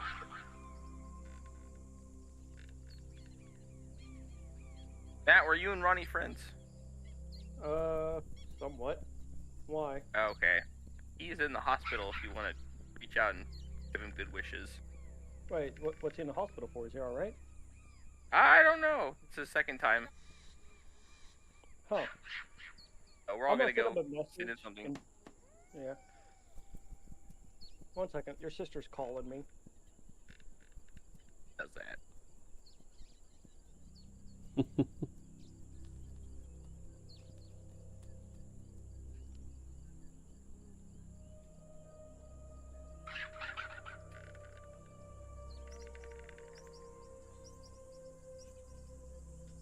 But I love you, Har. I will absolutely save you some dumplings.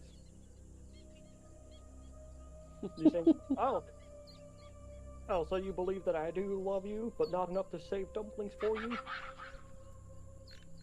I don't trust Going anybody for with your other dumplings. sister, Alec.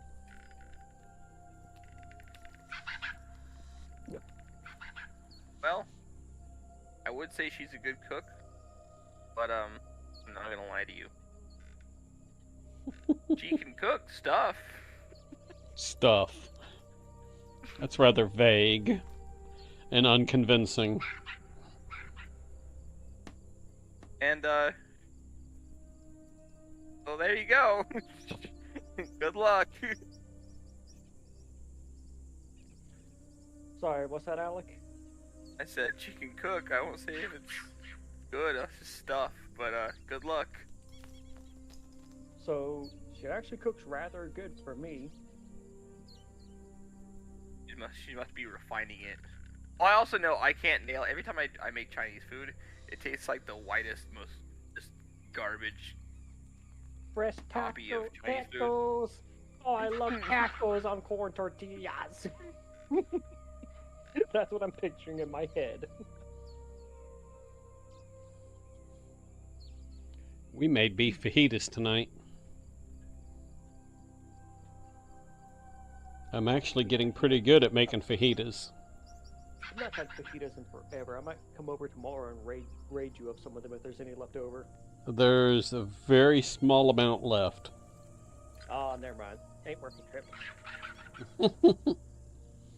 Yep, you'd have to get in line between me and 3 dogs if you wanted leftovers. I did make a mention today of I want like blackberry cobbler, and Willa was like, "I'll make you some if you go get the berries." I got out of the car, like immediately grabbed my gun with some rat shot and my measuring cup and went out there. And I got like 10 cups of berries and brought them back, and I was like, "All right, get to making them now." And she's like, "What?" I'm like, "You said you would make me blackberry cobbler if I got the berries. I got the berries. Now get to cooking." She's like, "Okay." I didn't realize you do that so quickly, but yeah, it took me like, I don't know, like maybe 20 minutes to gather enough berries for it. Ah, worth it. Alright, shall we resume our quest? Yeah. Alrighty. So, trekking through the jungle, the mighty jungle. The lion sleeps tonight. Something like that.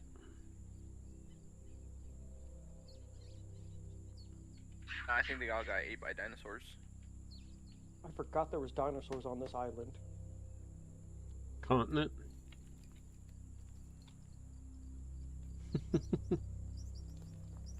Continent? Yeah, I guess it is a.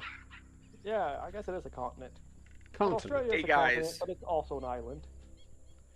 Hey, I what? have a weird, crazy belief. I believe the world that we're in right now is flat. No, cats would have Prove pushed me everything off otherwise. the edge by now. Nope, cats Well, would have this pushed map everything looks off the pretty edge. Yeah, well, I can I roll. don't know, I the can boat's flat. I can print it up, Pushed everything off yet. print it up on a sheet of paper and roll it up into a ball and whack you with it. Then it's round. Okay. Okay. Cylinder shaped. So trekking through the jungle is quite slow. After 3 or 4 hours of whacking your way through the bushes with machetes, your two tabaxi are since they're supposed to be your guides, are in the front with the machetes cutting the brush out of the way at the edge. You know, the first half a day goes uneventful. But it's hot work. It's sweaty. It's sunny. There's mosquitoes that, you know, in swarming clouds. So you pretty much every square inch of your exposed flesh has been bitten by something at this point. So, just for kicks and giggles, everybody run a constitution check for me. Let's see how we're faring. 30. Erratic. Oh, wait, wrong.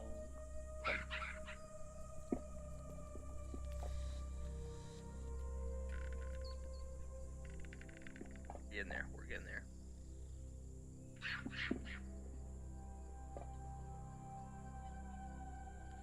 Alright. Yeah, Granny and Ice are not feeling well, but everybody else is holding up. But they can continue to traipse on. mean, I guess I I'll haven't throw... been feeling well for a while. Well, yeah. There's one of your tabaxi. Oh, one of the tabaxis has got the sneezes. Something in the brush has triggered an allergy attack. So, anyways, y'all continue on. It's hot, sweaty work. As you get close to dusk, ooh, we're going to have an encounter. What are we going to have an encounter with? I've got some random encounters over here ready for y'all. Kill it.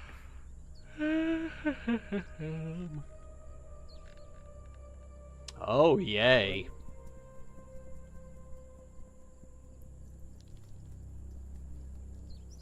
Everybody roll initiative. Yeah. Oops, I did not mean to do that.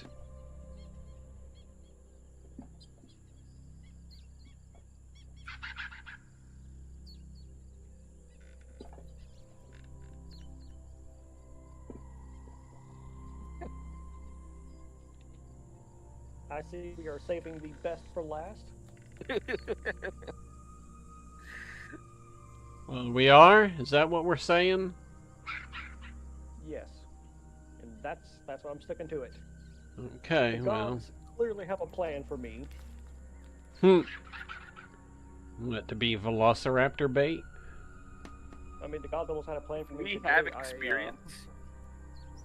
So, as y'all are clearing your way through the woods, oh, and you know what I need to put in here? I need to put your NPCs in. Our tabaxi. Alright, just remember the Chris Pratt move. We gotta put our hand up, and we gotta shush him.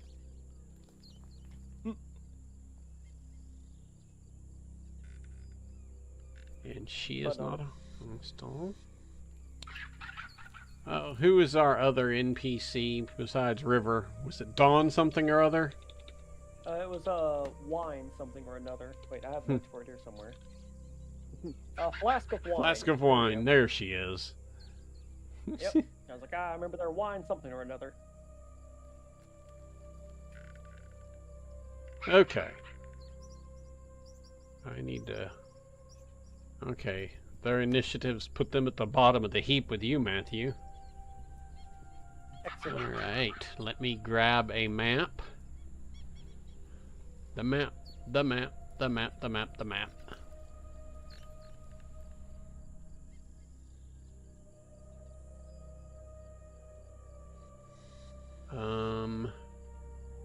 I had the map already built. Where was it?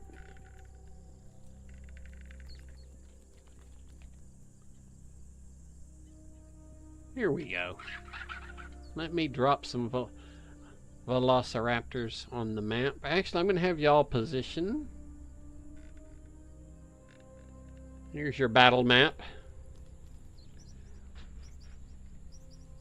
Let me drop, because velociraptors are pack hunters.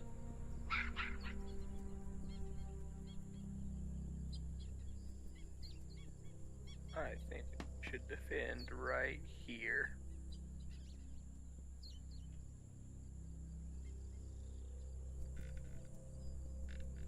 Oops, I almost landed on top of somebody.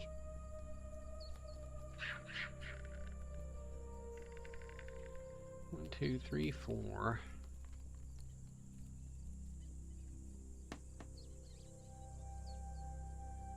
Five. Man's the real animal, so this is our watering hole. So a total of 6 velociraptors come bursting out of the woods. This is going to be a house party.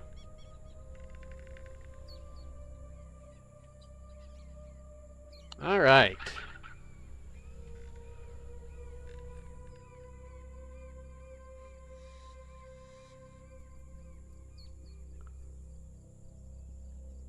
Let me see if I can get somebody selected here.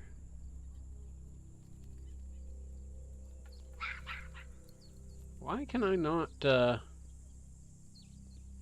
Oh, I guess I need to figure out which velociraptor I am looking at.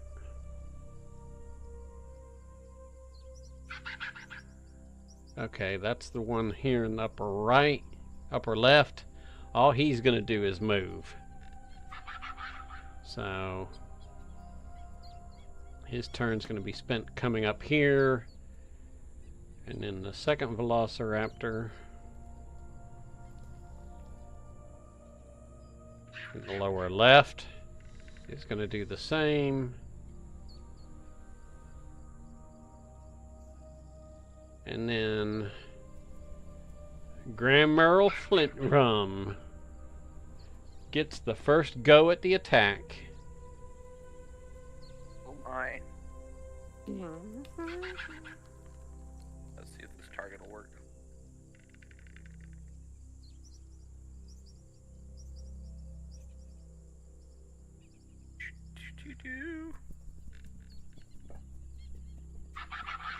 I do.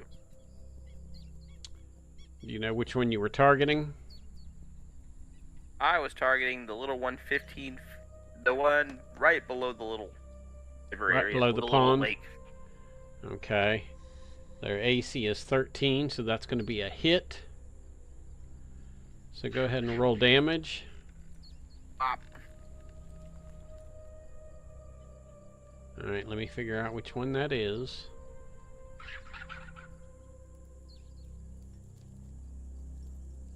Not that one.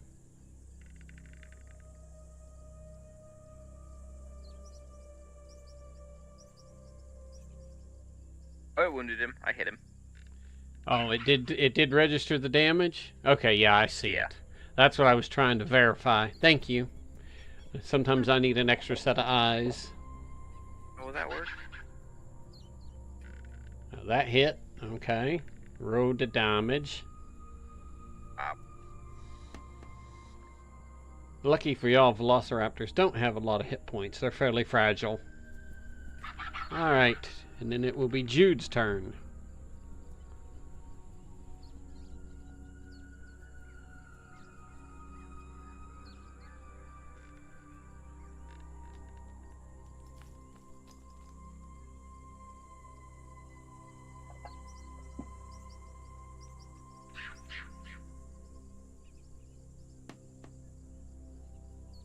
Okay, unfortunately that was a miss.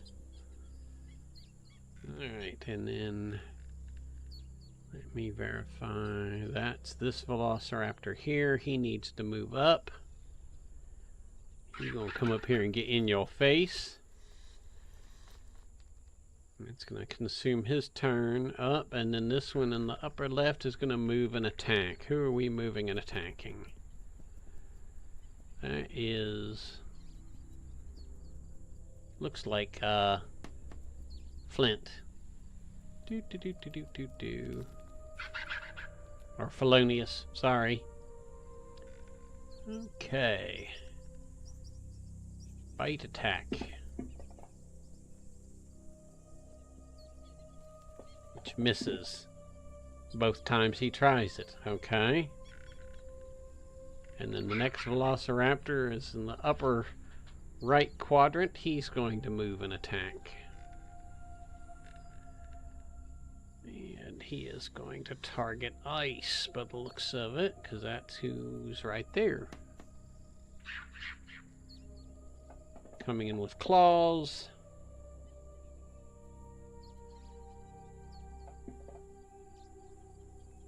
For only a small amount of damage.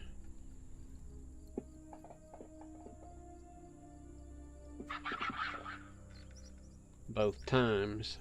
Okay. And then it will be Ice's turn, Matthew. Yeah, here we go. We're gonna do the whackings.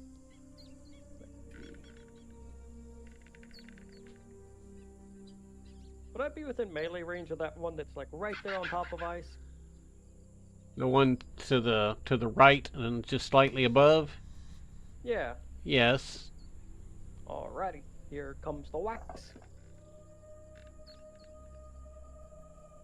And here comes some more whackings. Apparently not all that much whacking. But a finishing whack, hopefully.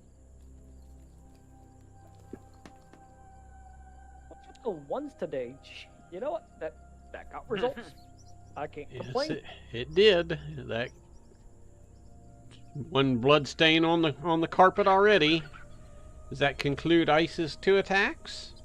Yep, he's good. Alright, this dude down below is going to move up. And that's going to consume his turn. And then it will be Felonious's turn. Old bootstrap Felonious.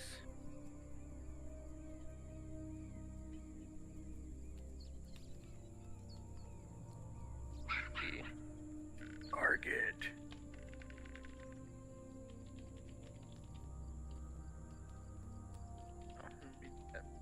And then that.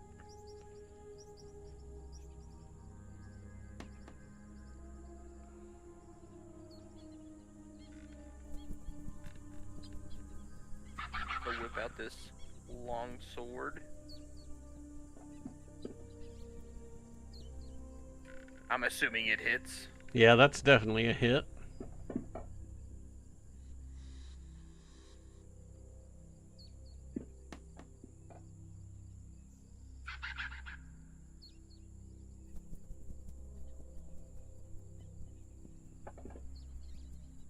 Leave its head off. Damn, another one down. Y'all are vicious tonight. Murder hobos. Well, we got beat up by flying bird things earlier. We gotta do something. Alright, do I not have Flask of Wine on the map? I don't think I do I? I'll put Flask of Wine right here. And targeting...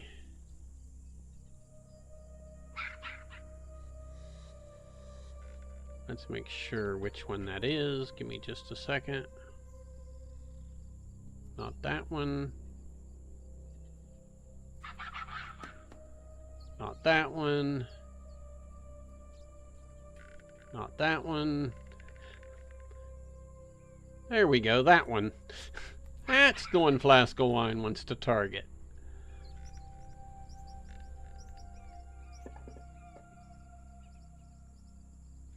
Oh, nice short sword attack.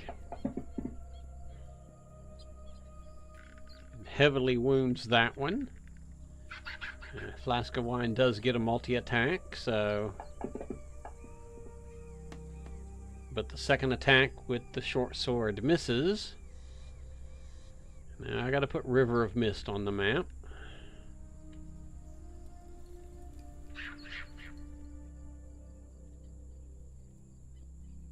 Oh, this is a bad position to be in, but actually she can target 2 from here. So, first attack. Not that one. That one. Okay. Okay, and then this other one should be this one. But we'll roll this first attack first, again with the short sword. Ah, shit. That sucked.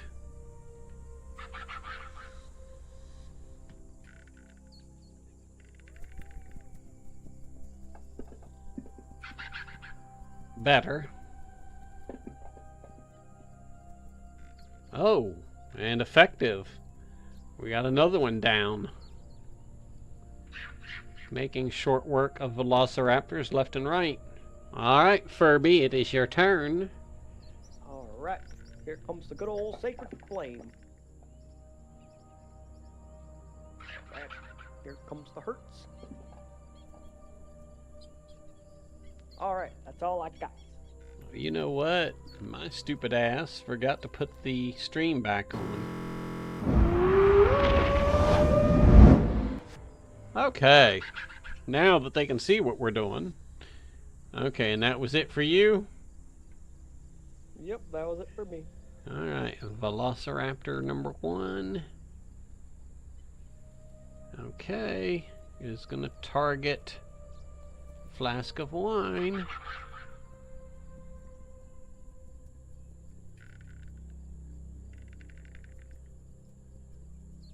With the claws. It's the claw. Boy, I'm glad that wasn't a 20. Be killing NPCs tonight. No, I'll bring them back to life.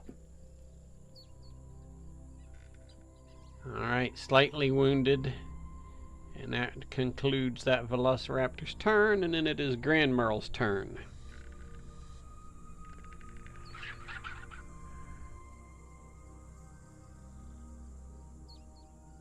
It wants the beef.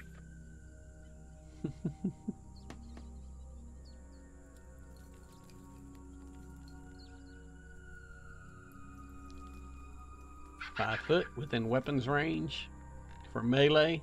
Yeah. Actually, you could Yeah. hit either one. You have to approve the move? I think so. Approved move. Okay, now you can attacks. Oh, very nice. Bashing heads with morning stars, are we? Damn! Donked him. Bonk.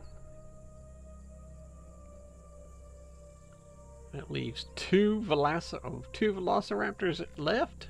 Was that it for Grandma's first attack? You gonna move in for the second one? Okay.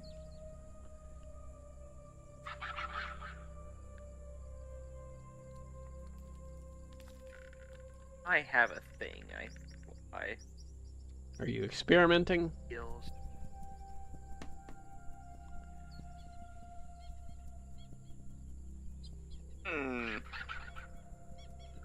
I was gonna. I think I'm on the wrong character for it though.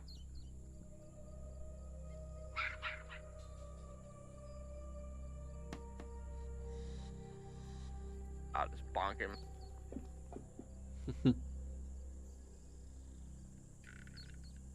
Well, that +7 modifier made that a hit.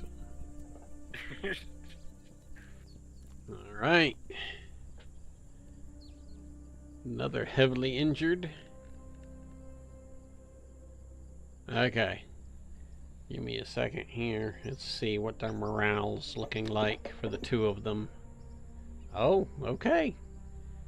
And then it is Jude's turn.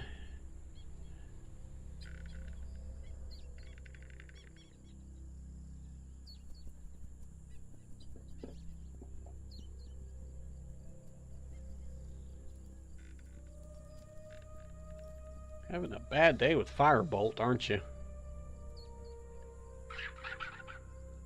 Right, which Velociraptor is this? Okay, and he is going, or it, I should say, is going to target Grammerl Flintrum.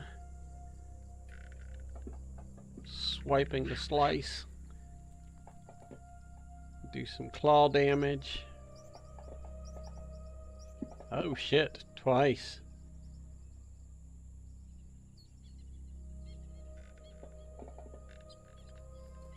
Alright, and then it will be Ice's turn. After the claws settle in.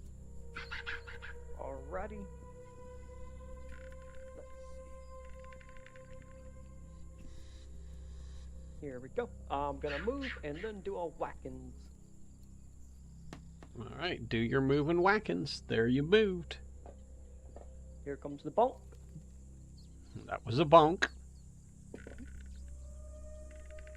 And another one down. I don't Alright, feel let's... like walking, so we're just gonna throw a javelin and hope for the best. Does a 15 hit? Yeah, it shows it hit. Sweet. Wow. Damn, you took the last two down. I was gonna roll a morale check for the remaining one to see if it was gonna bolt, but never mind. Alright, you're dead. 3 javelins. What's and that? 3 dino meat. Dino meat. Are you gonna carry dino meat around? You're gonna begin to stink after a while. It's for dinner. You're a Don't sick the kitty puppy. cats like dino meat? I don't know. You'll have to find out. Alrighty, I'm Here, gonna kitty, clear kitty. out the combat tracker.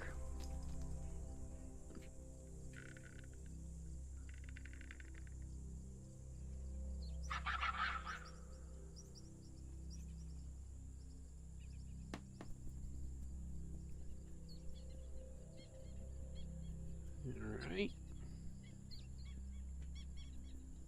So, as you make camp for the night,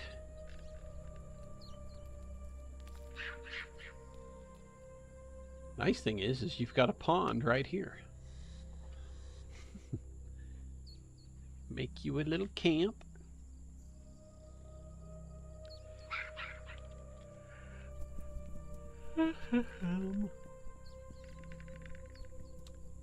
Let's see if anything goes bump in the night, shall we?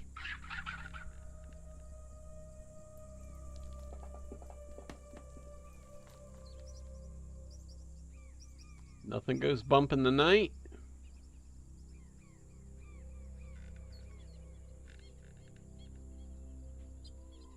And that will conclude a long rest, which gets everybody back up to where they need to be. Yeah. All right. All right. Continuing through the jungle the next day. And progress-wise,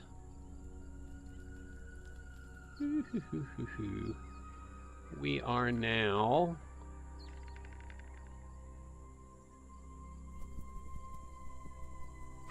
here.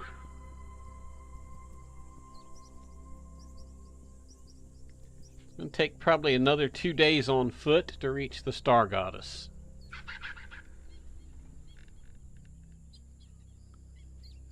Alrighty. Let's see. Alright, no encounter. And let's see what the... Where's my random tables at?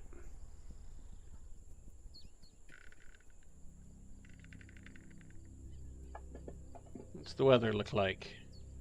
Sunny and fine for the first half of the day.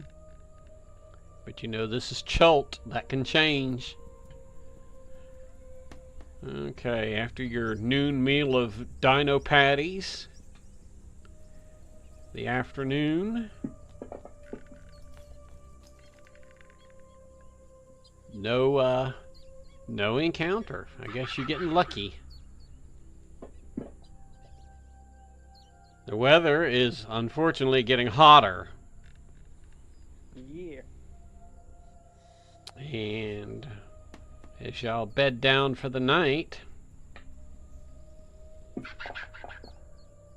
Oh shit. You ain't gonna get much sleep tonight, guys.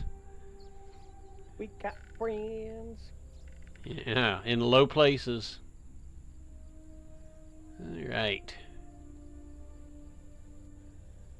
Let me go get the other jungle map. Where is it?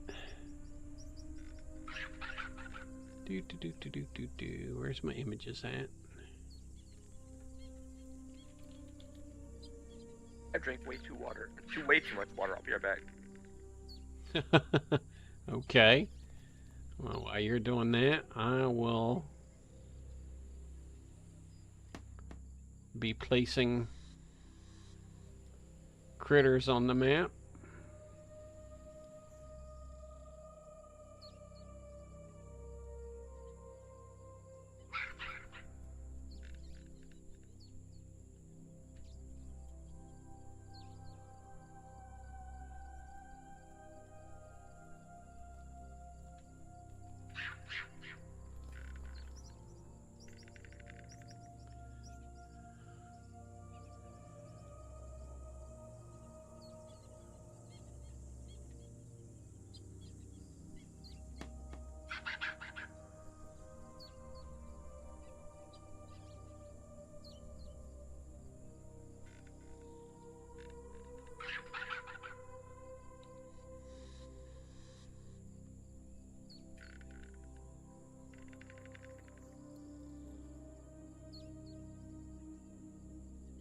Alright.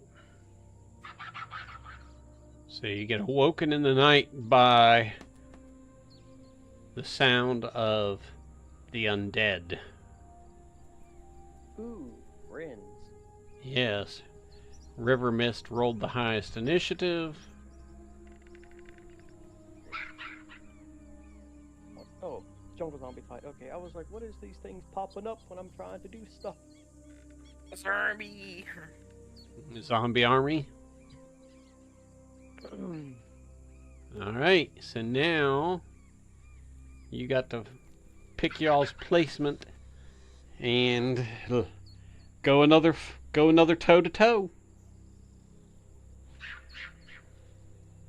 I say we go right here or right here. Top right, top right. Right.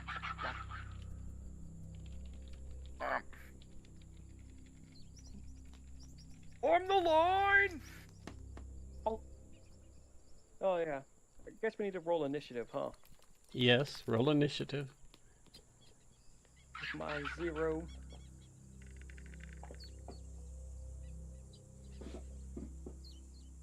I'd already rolled for River and Flask, so. Alrighty. Because it rolls them when I roll the. Okay. So, where is. Oh, I guess I need to drop River on the map, huh? I'm going to put River up here. And then we'll put Flask of Wine. Why is that? Well, I'd like to 2 screens. Yeah, I'm thinking I need to buy like a second monitor so I can keep track of all this stuff easier instead of having to like hide things constantly. Alright, let me see if I can find which zombie we're targeting here. Not that one blinking. Not that one blinking. That one, yes. That's the one she wants to target. Is that this one? Yes. Alright, River.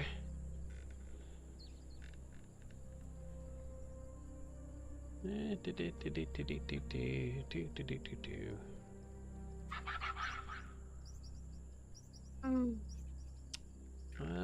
need to get River's character sheet out in order to do this attack.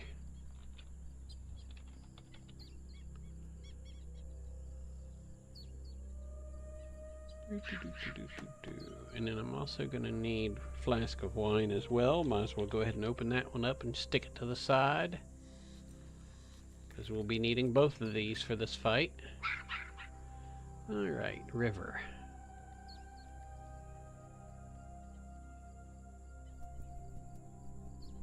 Short sword.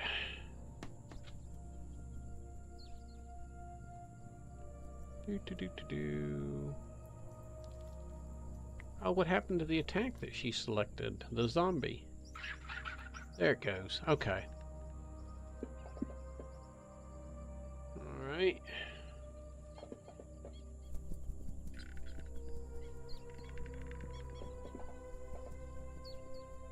Well, the first short sword attack hits, the second one she missed. The zombie just happened to lurch out of the way at the wrong time, and then it is Felonious' turn.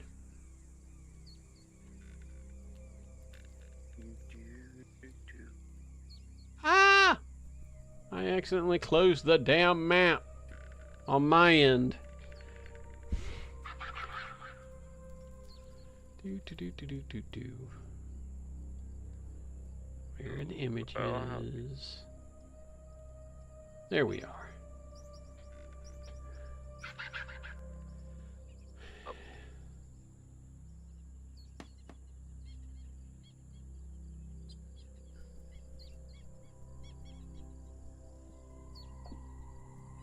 Is that it? Targets him. Wacha. Sure, that's a hit. It is. Alrighty. Going at it again.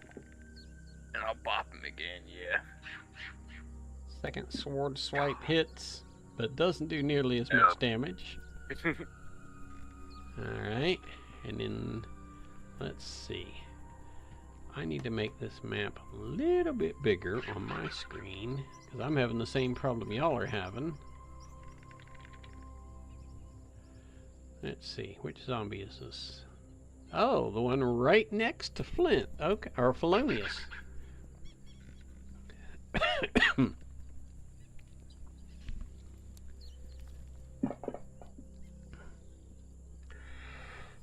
The zombie reaches out and grabs you, trying to slam you to the ground. And misses both times. And then it'll be Graham Earl's turn.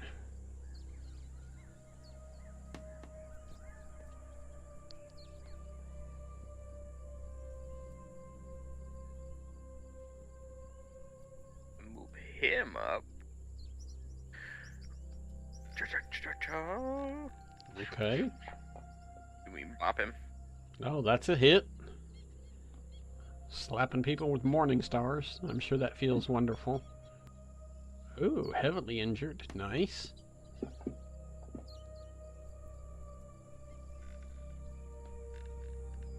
Alright. Up. Well, you've already taken one off the map.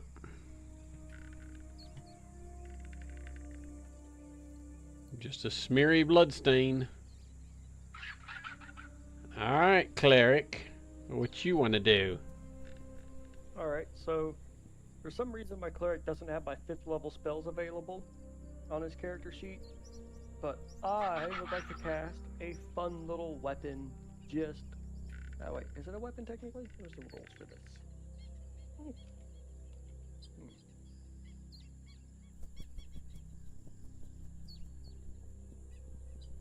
Yeah, you know what, I'm gonna do this.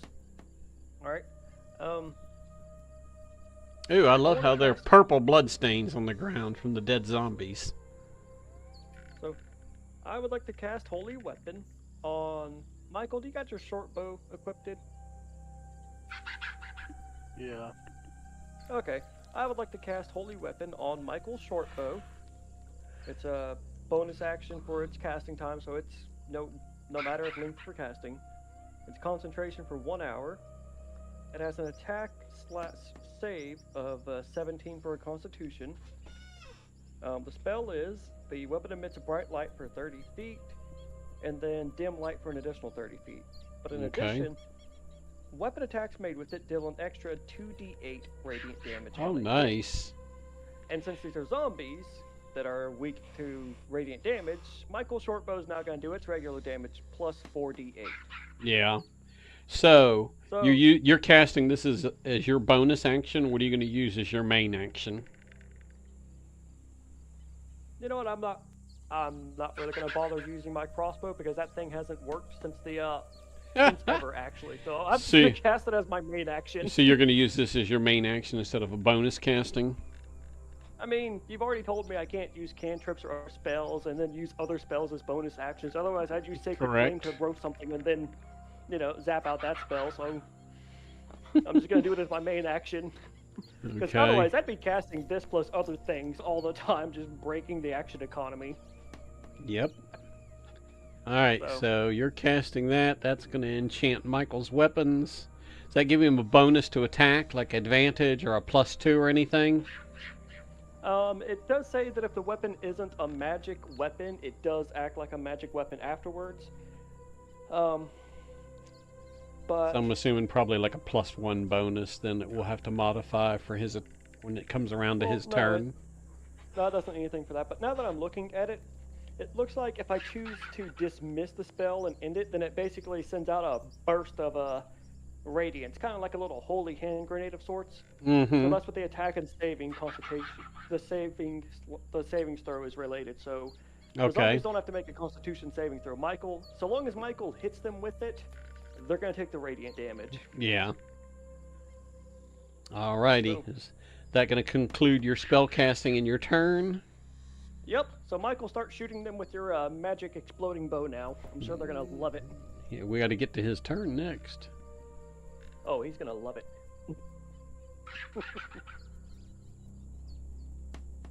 Okay, this guy's going to move up here.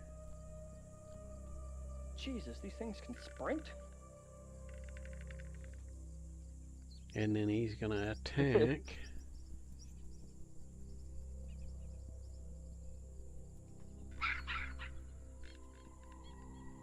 The zombie reaches out and attempts to grapple Flask of Wine and hits and slams him to the ground.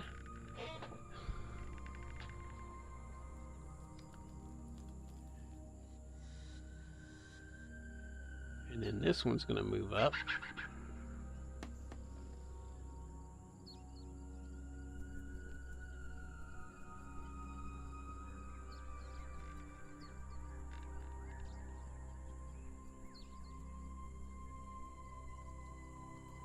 That looks like Flint Rum. Or Felonious. It's Flonius. That's Felonious. I get those two confused. I don't know why. He tries to reach out and grapple you and misses. This bull's so handsome. Ah, but on the second one, he does grab you and throw you to the ground, but only does 2 points of damage. Flask of Wine has to get back up from being slammed to the ground. So then it will be Jude's turn.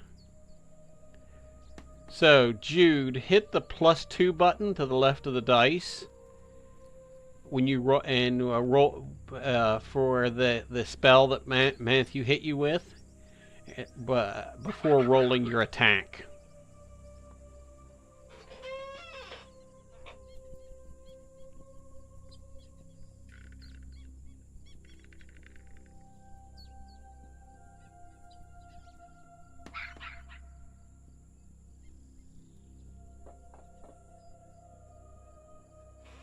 Oh, very nice. God damn. And now, Matthew, it's going to do extra damage, right? Yeah, it does radiant damage of 2d8 normally, but since it's undead, it's gonna get bumped to 4d8. So just right-click on the D8 and select roll 4 or 4x to roll that 4d8 damage, and then I'll throw that against the 21. So, which one are you targeting, Michael? Because depending on which one you're targeting, you might also have to roll your 5d6 for your sneak attack on top of that. So if you're targeting one of the ones by Flask of Wine or Felonious, then your sneak attack factor goes in there as well. Dear God. The problem I see is don't have a clean line of sight to the one in front of Flask of Wine. Now the one between Felonious and Flask of Wine, yes. But the one to the right of Felonious, I would say no, because of both Felonious and the Whichever vegetation one being in the way. Hit, I don't care. Okay, so let me figure out which one this one is. And we are doing 25 points of damage to that one that's blinking. And that's going to kill that one. Okay. Very nicely done. And then Ice's turn. Zoom in.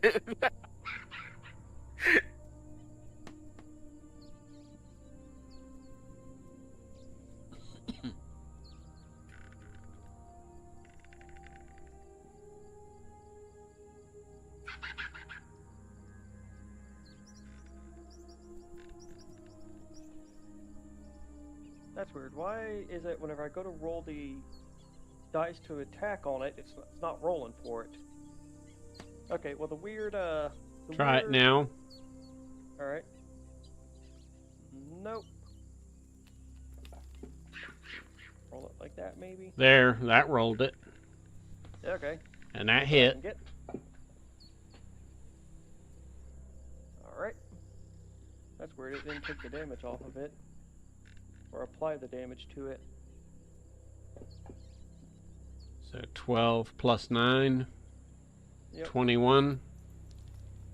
I see the 9 applied, but the first one didn't. Yeah, it's weird. Okay, so it's going to be a total of 21 damage. Alright, does that include Ice's turn? Yep, that's it for him. Alright, well, since he's right next to this big ugly dude. Don't get hit by that thing. It's got a massive basketball for hands. Yeah, basically it's like a silverback gorilla zombie. Nice big carnivorous teeth. Him and Ice have about the same brain capacity, so it's pretty fair. Ha ha ha. And he missed twice, believe it or not. Alright, and then which zombies is this? This one's gonna come over here. And also target Ice. Attempt to slam him. And succeed. Alright, knocks Ice to the ground. And then it rolls over to River Mist. Which River Mist is going to move down here to help Flask of Wine.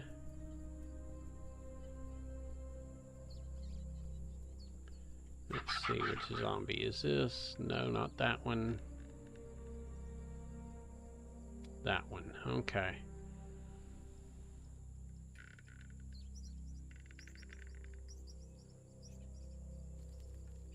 Yep, okay.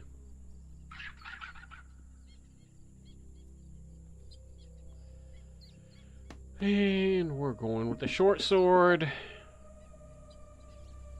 Nice.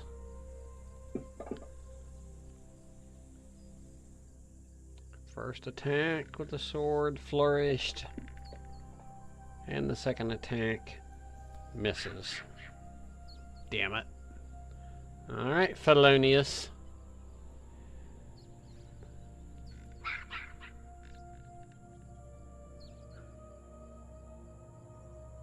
Get out our boppers.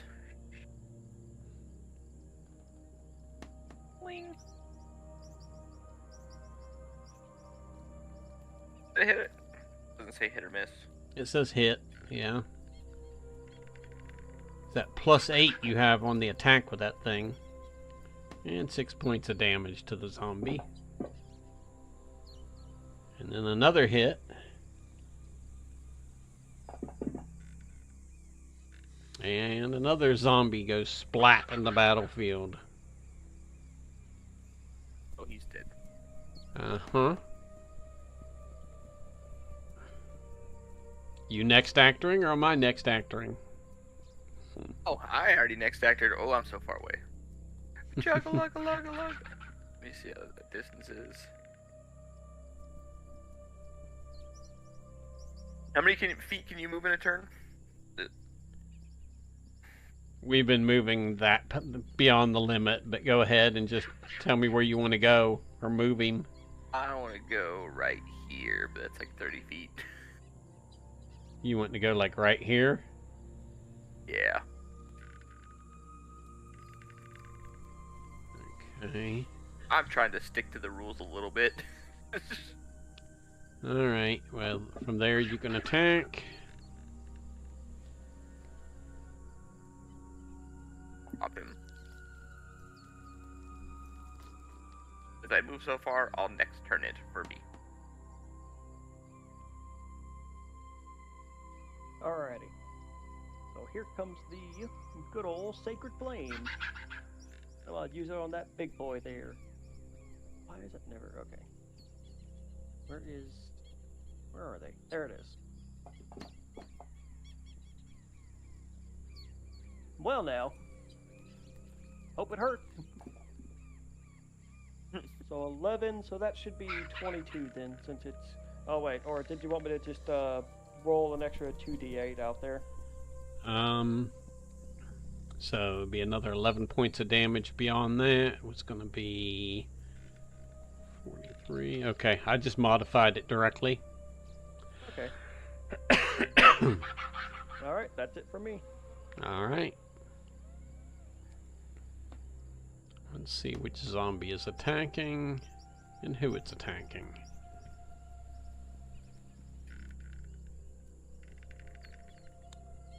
Flask of wine is going to get attacked. Or attempted to attack. And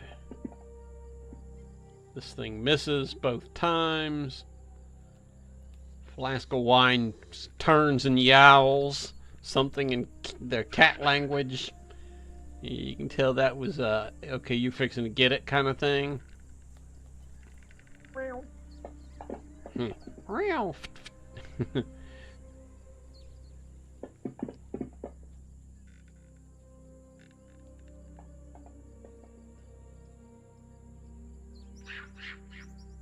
Oh shit, I meant to use short sword, not short bow. Okay, well, it didn't matter. It did damage. Alright, Jude, it's your turn. I need to adjust my screen resolution. Some of this stuff's so small it's close together that I click on one thing when I mean another.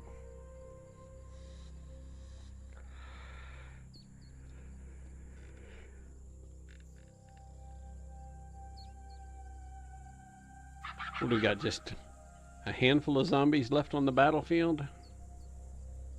I think just 2 left.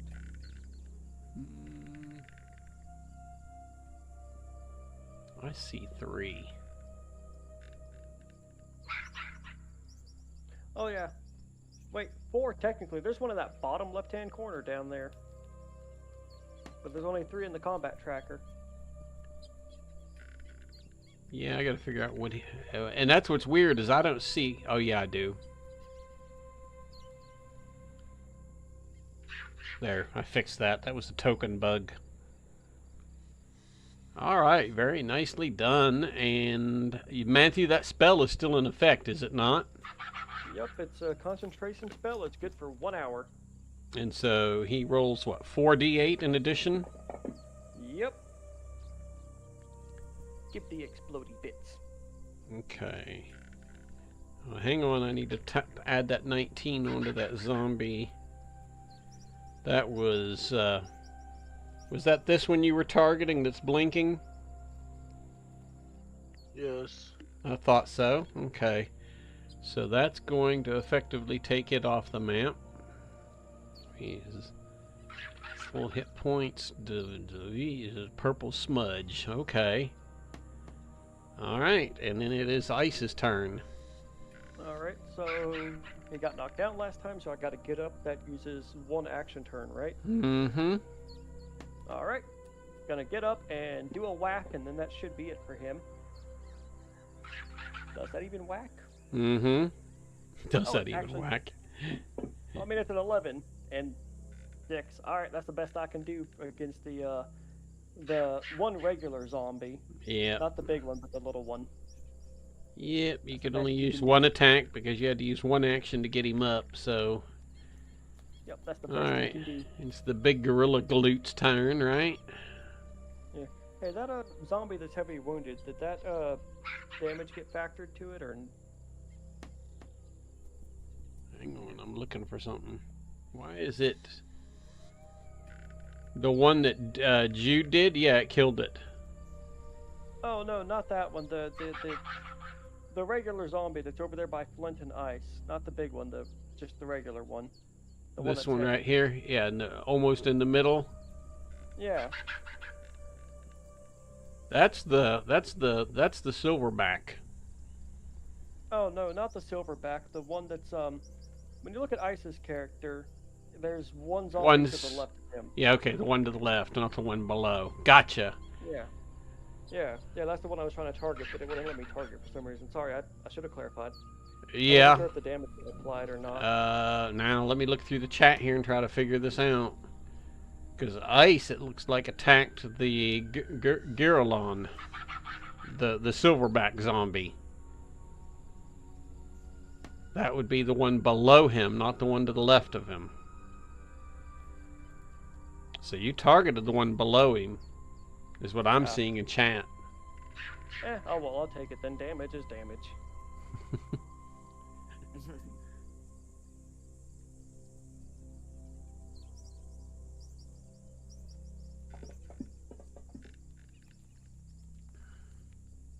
And unfortunately, Ice gets picked up and slammed back to the ground. Oh, actually, no, that was a bite, not a slam. So, 10 points of damage from a bite attack. These things have massive teeth. The second bite misses. And then it will fall to the other zombie's turn. That's the one that's kind of in between the two.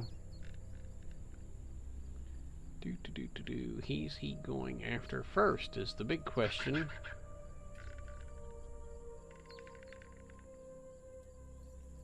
He'll try to slam Graham Merle to the ground, and he misses. On the first attempt, but hits on the second attempt. Only does a little bit of damage, but knocks Graham Merle off his feet. And then it rolls around to River Mist.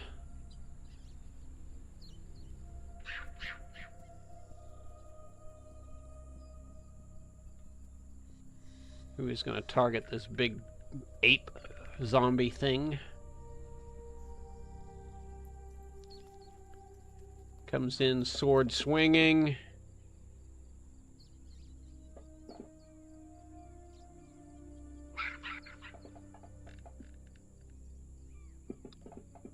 And manages to make 2 good connects and kills it. Alrighty. Felonious. Go do something felonious. Lonius. Oh, night, buddy.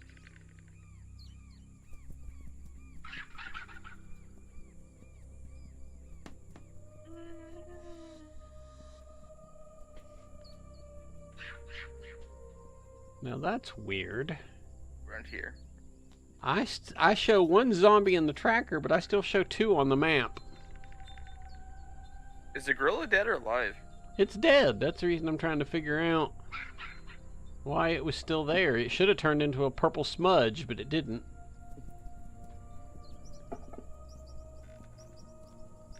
Oh, and that does the last zombie in. Alright. Everybody going back to bed after the zombie fight? Yep. Back I want to hit the bed, corpse. I'm hitting the corpse. Just beating on corpses for whatever reason. bye. He's defleshing them for PTSD. me. I need the bones. Alright, everybody decompresses for the fight in the middle of the night and goes back to sleep. Sleeps in a little bit in the morning to get your long rest in. Let's see, what is the weather going to be like today?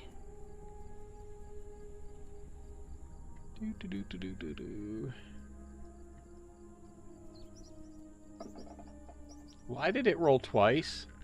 Oh. Snow and hail and cloudy. I think we're going to just go with cloudy because we're in the wrong environment for snow and hail. Sometimes this thing's stupid. Alright, so the first half of the day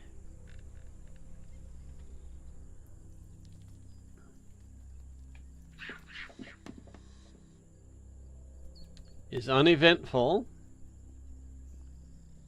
The afternoon weather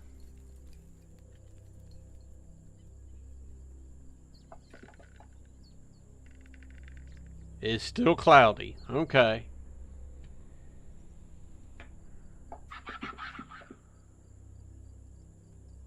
Alright. Nothing in the afternoon encounters. I was hoping for more snow. You were hoping for more snow? This is going to put you all roughly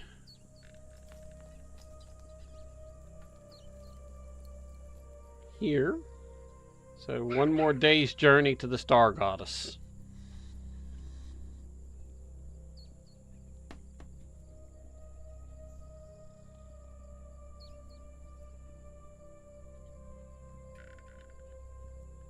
Why is it not letting me ping now? Okay, there we go. Alright. Let's see how the night watch is going to go, shall we? Night watch is all quiet. The next morning dawns.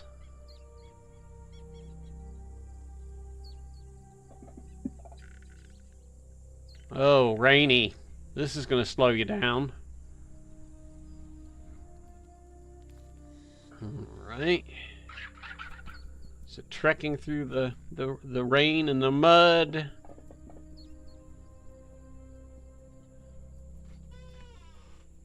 Alright, no morning encounter. After a brief lunch break, to give everybody a chance to recuperate and itch bug bites and eat.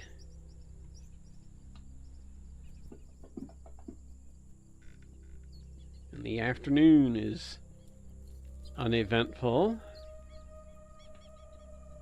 And then making camp for the night.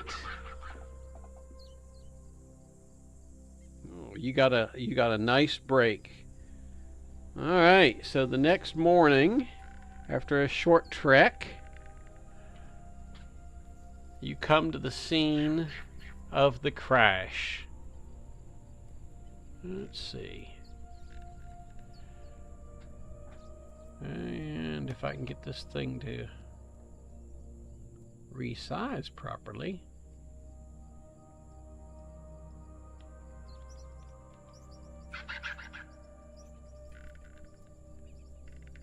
So the wreck of the Star Goddess is high up in the trees, and it looks like the ship broke into 3 separate pieces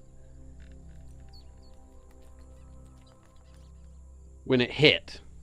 There's a mass of cloth, you know, that would be, and rigging and lines hanging every which way. But with a successful climbing check, we're going to roll some athletics checks here. You should be able to reach the any of the 3 sections. Now the aft of the ship is the left side, and it is also the highest up in the trees. I don't know if you want to go high and work your way back down, or start low and work your way up. I'm going to let y'all decide that. Y'all just let me know what y'all want to do, and then we will run through the athletics checks to get to wherever you're going. You know, I think my cleric's going to stay here on the ground. He's not exactly built for this kind of stuff. You don't want to I think You don't want to try rolling the strength check to climb? I mean, I guess what I could do is I could have Ice go up there and lower a rope down to me and pull me up. But my cleric ain't making that. You don't like being 70, 80 feet off the ground with nothing below you but branches and hard earth? Not Well, with a +1 with athletics, no. it's not a difficult climb. There's enough rope and rigging that you can make the climb. Well, actually, I'm pretty sure Felonius is. it's going to be a roll of the dice, truthfully. But anyways, Alright, well. How heavy are you, Matt? I'll put you on my back. Thank you. we can invoke the take 10 roll, which basically says after trying repeatedly, you basically roll the equivalent of a 10. So you can either roll dice or you can take whichever you think is going to get you there. You know what? For Ice, I'm pretty sure he's gonna make it. So I think we should start at the highest and work our way down since we're going down anyway. Okay. Once we get up there. So I say we start high, boys. What do y'all think? I was liking that. Then we get the height advantage. It's over. We have the high ground.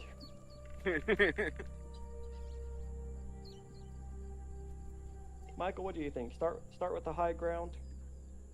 I'm down for whatever. All right, we're going high. It is. You know what? I got it. I want Ice to carry me up, piggyback style. I'm pretty sure he can do this, right? What do you Like, think, he's you're strong freaking enough? Yoda? Well, I mean, look, I'm a half elf, okay? I'm pretty dainty, and Ice is over there, a big old beefcake with 19 strength. I'm pretty sure he can carry my little twink ass up there. But I got a better idea. Grand Merle's gonna attempt to put you on his back and carry you up. Oh, you're too fat. Well, we're doing athletics for our climbing, right? Yeah, I'm Yes. pretty sure Ice can make this. Come on, Strength Ice. check. There we go. Okay.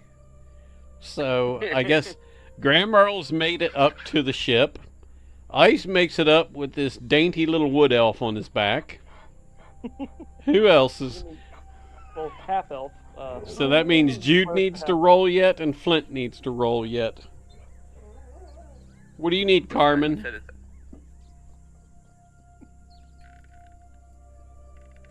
Dear God. Alright, Jude, roll that strength check for me one more time. We may have to take 10. Nope, you made it on the second attempt. Okay, so y'all struggle your way up.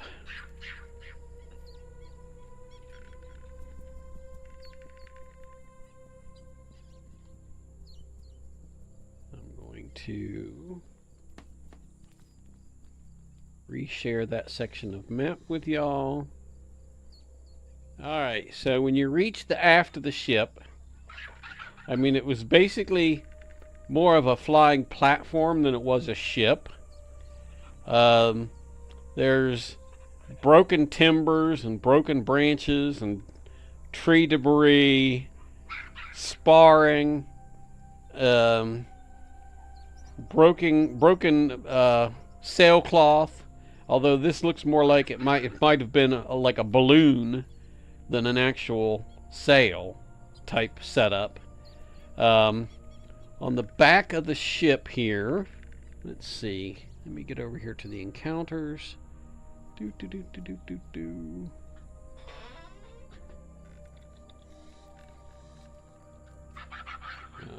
I probably need to switch my category to all to find this.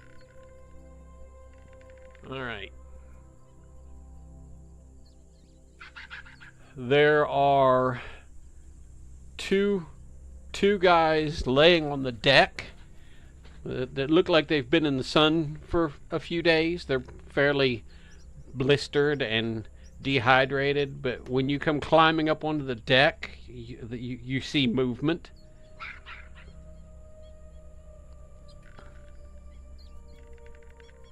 I'm going to drop somebody on the deck here. And that is like way too big of an icon for this, but okay, we're going to go with that. Let me see if I can shrink this icon any. Nope, we're just going to leave it alone. And then... So there are 2 people on the deck with y'all, both seriously dehydrated. The ship itself is a wooden vessel caught high up in the tree branches, broken into these 3 large chunks. Resembles a ship, but there's no differences that mark it clearly is not a there are enough differences that you know this thing can't go on the water. It's about 85 feet in the air. And like I said, there's just tree debris, and wreckage everywhere.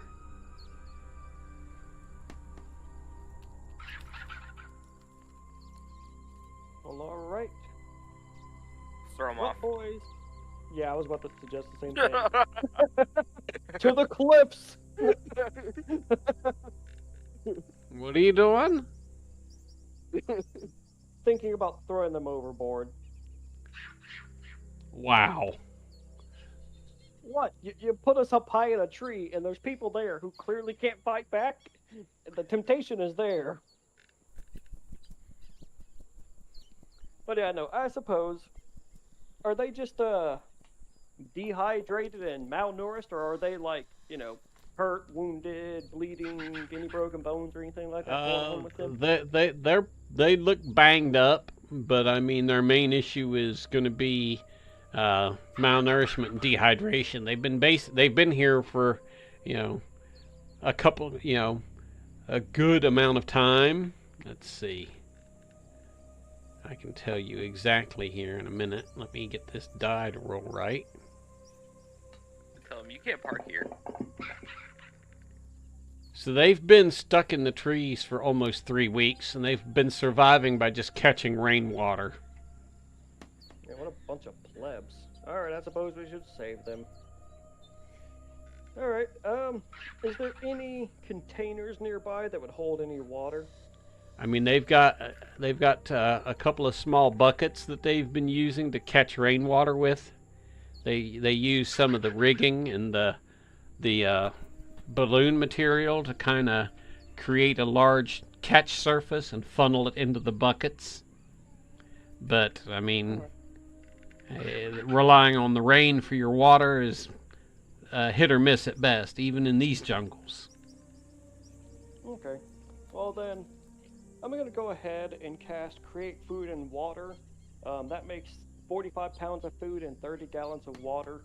The water, I'm going to make it in their water catching thing they got going on, and the food, well, it's on the ground. You So put it on the deck. yeah, or somewhere clean, so they're not just eating food straight off dirty water. But I mean, it's 45 pounds of food between the 2 of them. I'm pretty sure they can munch on that. It's good for 24 hours. I mean, the water is good indefinitely, but the food's only good for 24 hours before it just disappears. All right. So Hobo. as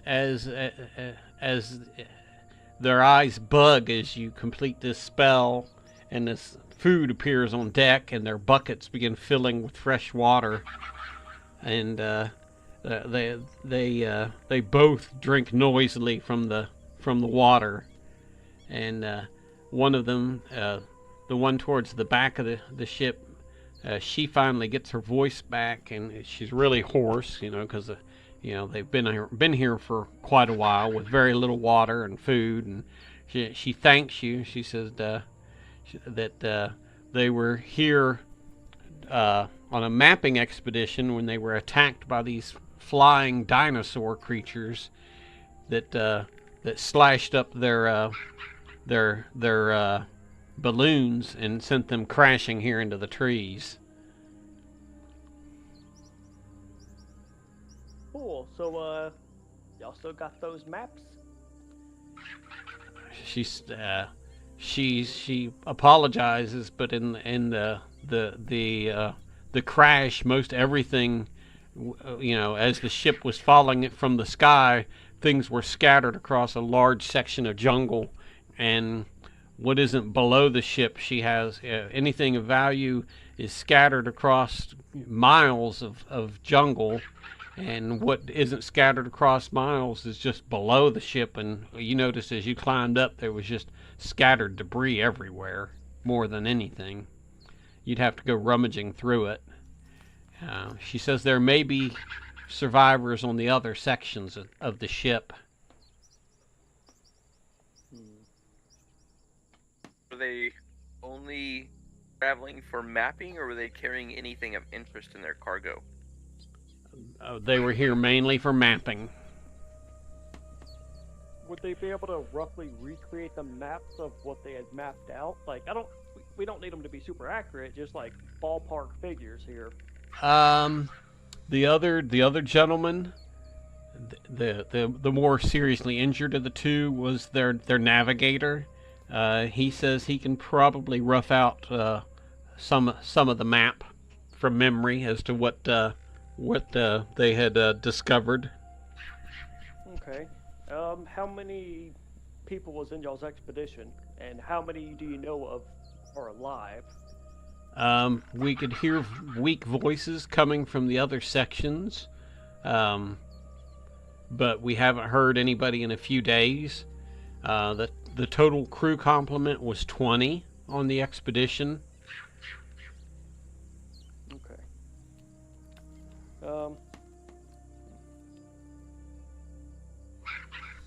Alright. I think we should leave these two here for now. The navigator's injuries that are more serious, are any of them life-threatening? Do they need to be addressed immediately?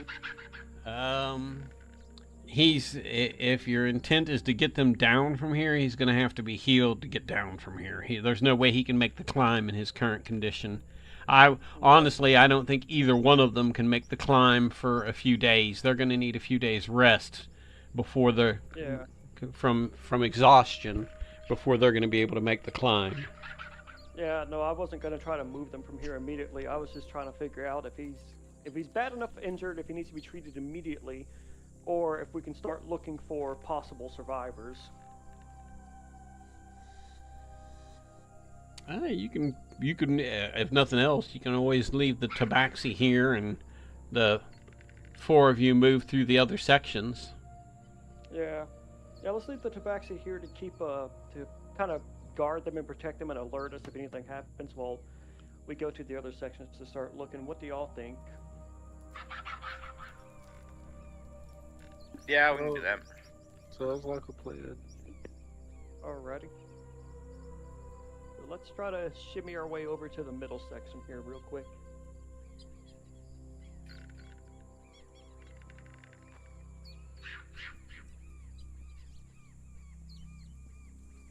Why is Flask of Wine showing up as if she's a hostile? Jungle madness. Well, I'm just going to take her off the map. Since it's being weird.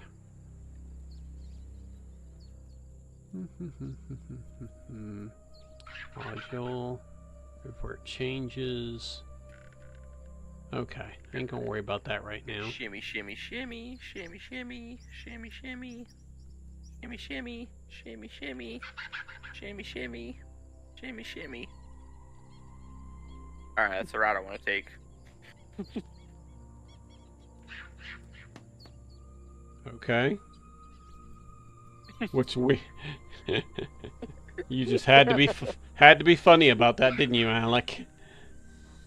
All right. I take this game very seriously. So Graham Worrell's playing George of the Jungle. It's over there, Tarzan, and get up. You know what? I'm gonna go the lazy route across the ropes with Paladin and myself. There we go. Good job in here. The wood elf, he just shows up. Shisha.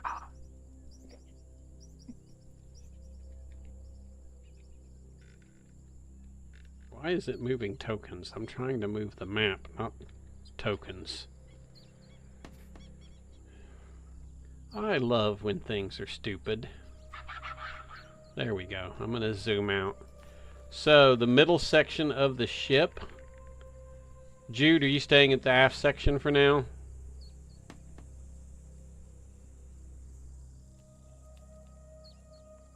Oh, he's moving over too. Okay.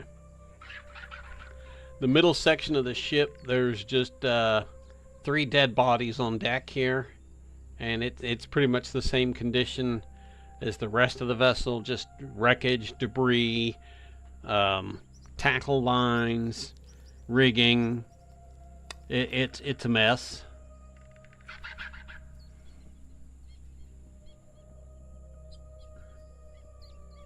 Okay, alright.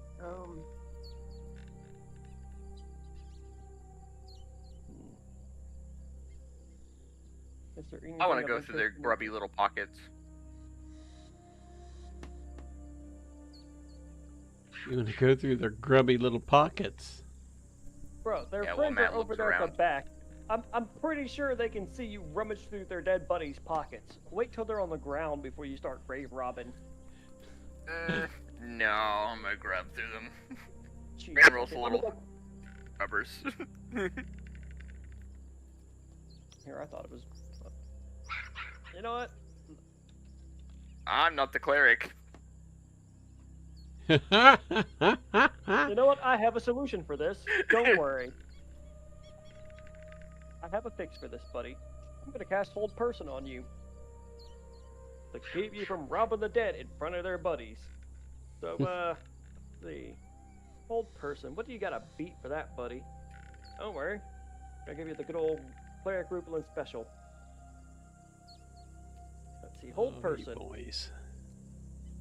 You gotta make a Wisdom saving throw of 17 or higher. Let me see. Go on. A Matthew saving just throw wanted of to what? Wisdom Yeah, a saving wisdom throw of saving 17 or higher. Yep. Grubby pockets for the win. Alright. So you failed. Alright, Alright. well, Felonious is gonna also go through their grubby pockets. Make another saving throw. Oh, Lord. Stop trying to rob the dead. Their friends are right there. Wait till they're away and then rob them. Well, now I'm stuck here, so thanks. You know what? I got an idea. I'm gonna have Ice throw your asses overboard. If We're you trying let to me rob the go, dead. I will not rob their grubby little pockets. You just tried to rob their buddies in front. Well, you made a point, and so I will stay in line with your wishes and your goddess. Oh, first person doesn't care what I do. I've been doing all sorts of bad things, but you Hmm. should probably not rob people's friends in front of No. them. I gave Listen. it a sailor's boat ship try, so... Where is it? All right, I'm gonna stop holding person, y'all. Please don't rob the dead in front of their friends. Okay. Let's wait a little bit. Can't speak And for then- Michael, though. I'm only 2 people. And he is the rogue, so I'm throwing something into the back channel chat just to mess with Matthew. The difference between clerics and warlocks is the Well, same as the sure. difference between "Forgive me, Father, for I have sinned" and "Sorry, Daddy, I've been naughty."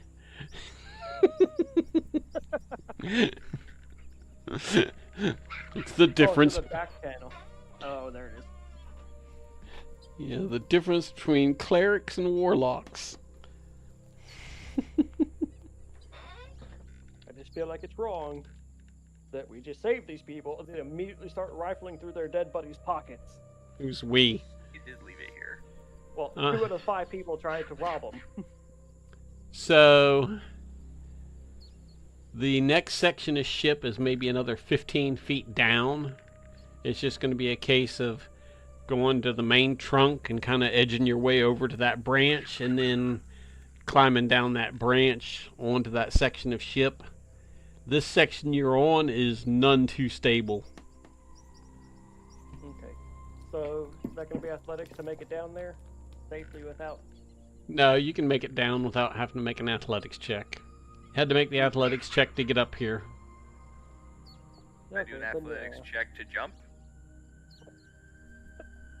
throw me. Don't tell Can anybody. Can I? He's gonna jump. Gramroll should be used to being thrown. Did I make the jump? Yes, you made the jump. Thank you.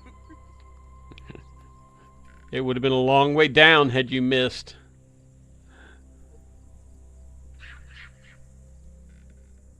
I get in the role playing where I can.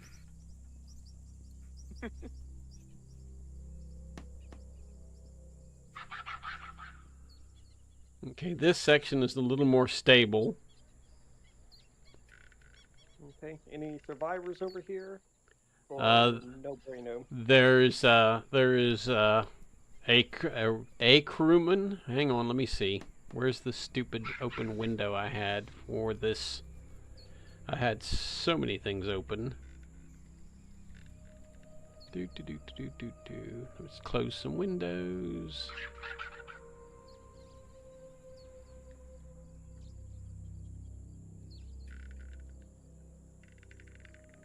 We don't need the jungle zombies. That's part of the problem. So yes, there is one more crewman alive here. Okay. In pretty much the same condition as the others.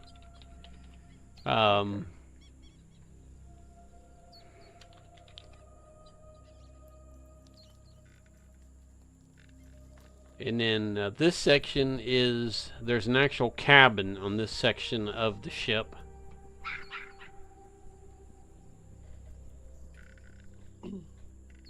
If you want to explore the cabin to see if there's anything left worthwhile inside. Okay. Is this crew member also pretty beat up and banged up? Like Yeah, with some rest, he'll be able to make the climb. He's not injured enough to. It's just mainly exhaustion, dehydration, and malnourishment. Okay. Would we be able to, hoist him up on one of our backs like ice and be able to bring him back to the other two that have the food and water? Yes. Okay. It's not really going anywhere. Do we want to check out the cabin real quick while I stay here with this one homie to make sure it doesn't just kick the bucket? Yeah, we can send ice and send ice. Well, let's send Ice and me back. Ice can carry him back. When we get him back over there, I can use my prayer of healing to divvy up 10 points of HP between the three of them to kind of, treat any injuries they have and basically stay in guard with them. I mean, I'm pretty sure the three of y'all can handle whatever's in that cabin. I'm sure. Alright, well, I'll send Felonious. I'm just gonna send Felonious in then. Alright.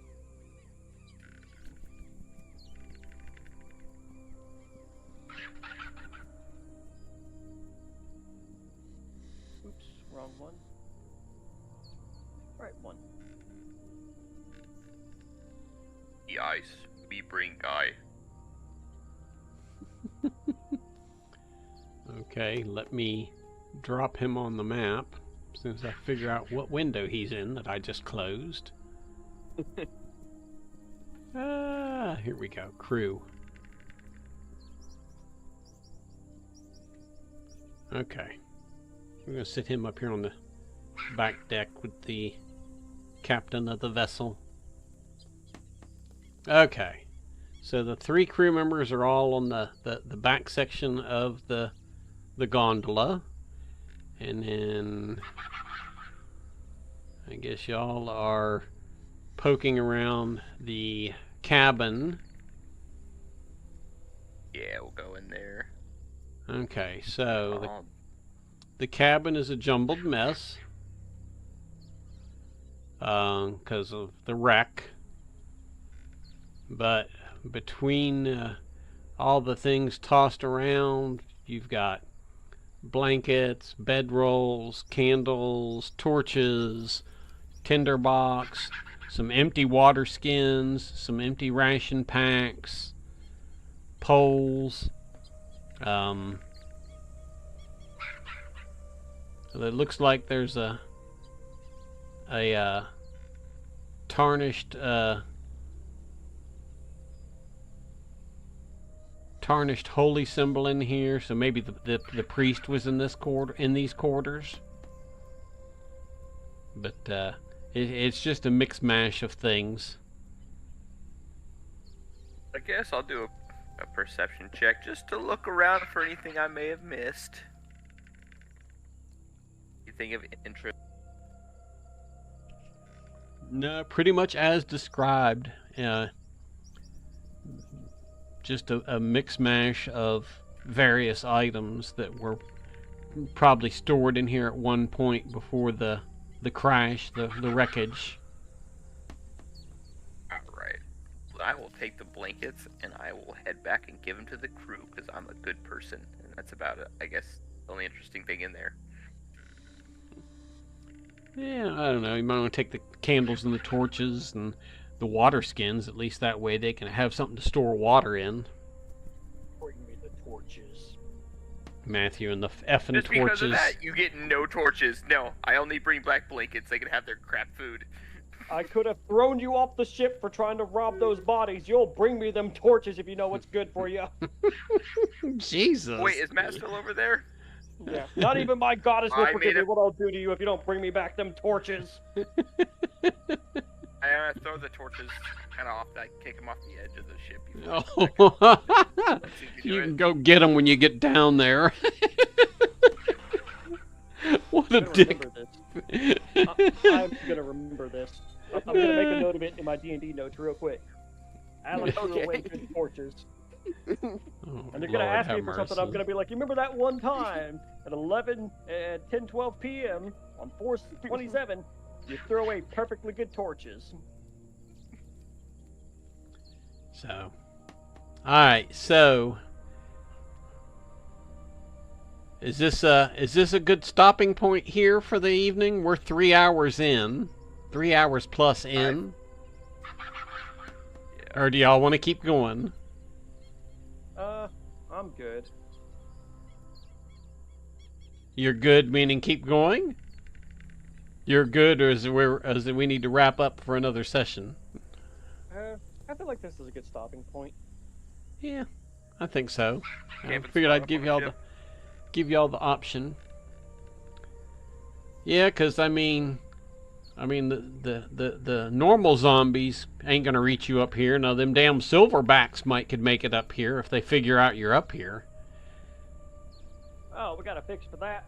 And there's always the risk of the winged lizards returning, but I mean you've killed off enough of them to make them wary too. So Well, I was thinking, the zombies go to climb up. We can drop torches. Oh wait, we don't have torches to drop on them. yeah, you can throw candles at them, lit candles. Be like, ow, ow, ow. I'm gonna climb up here and beat your ass, ow. Just try to drip the candle wax in their eye. Hope for the best. Ooh, if they like it. What I do is I Well, just I can take tell you. cut one of these. If you see them coming, there's rigging and spars and everything hanging here. Just cut some freaking ropes on some rigging holding a spar up and just let the spar drop on them and clear the damn tree trunk on the way down. So, anyways. Alright, so you've got 3 crew members from the Star Goddess and a good camping site in the trees. You get to see the stars tonight. And I think that'll wrap us up for this gaming session if y'all think that's good. Yeah, I'm good with this. Yeah.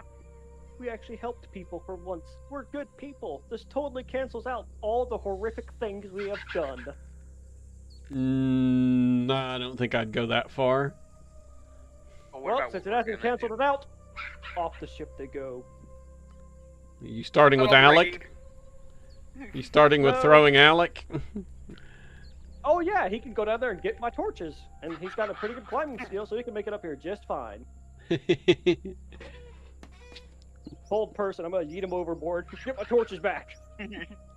Well, one nice thing, at least with some of the candles from the cabin, you at least have a little bit of lighting on the deck for nighttime. I still got like my 17 torches. Well, No, it probably wouldn't be a smart idea to use lots of torches and bright lights to bring things up here. There were only 9 that trying he. There were only 9 he kicked out of the wreckage. So So that's 9 torches you owe me, Alec. They're at the bottom. You can get them there. 9 was wanting to get them torches. out. Let me see. Where are the candles? How many candles were found? Oh, I need to make a note of how many torches were wasted exactly. 9 candles, 2 blankets, a backpack, 2 bedrolls, a holy symbol, a tinder box, a water skin, and then an empty mess kit.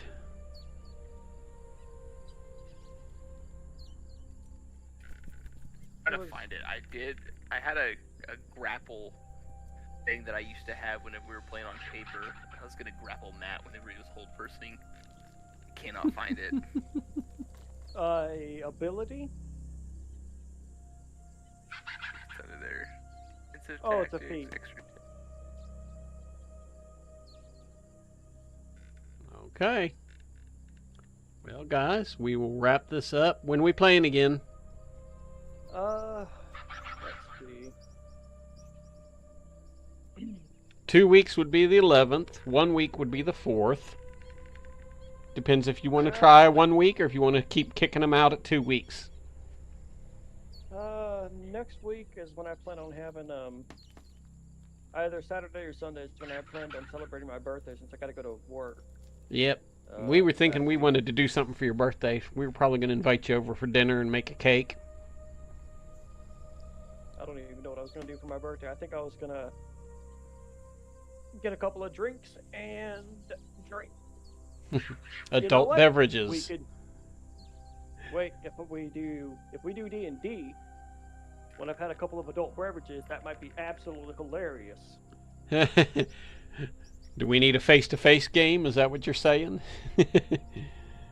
No, You- because someone's you gonna go- drive me back home. And I don't You can want go to jump pass into out. that because- You know can go what? pass out on my If we do couch. face to face, I will drive you home. Okay, yeah, we can do face to face.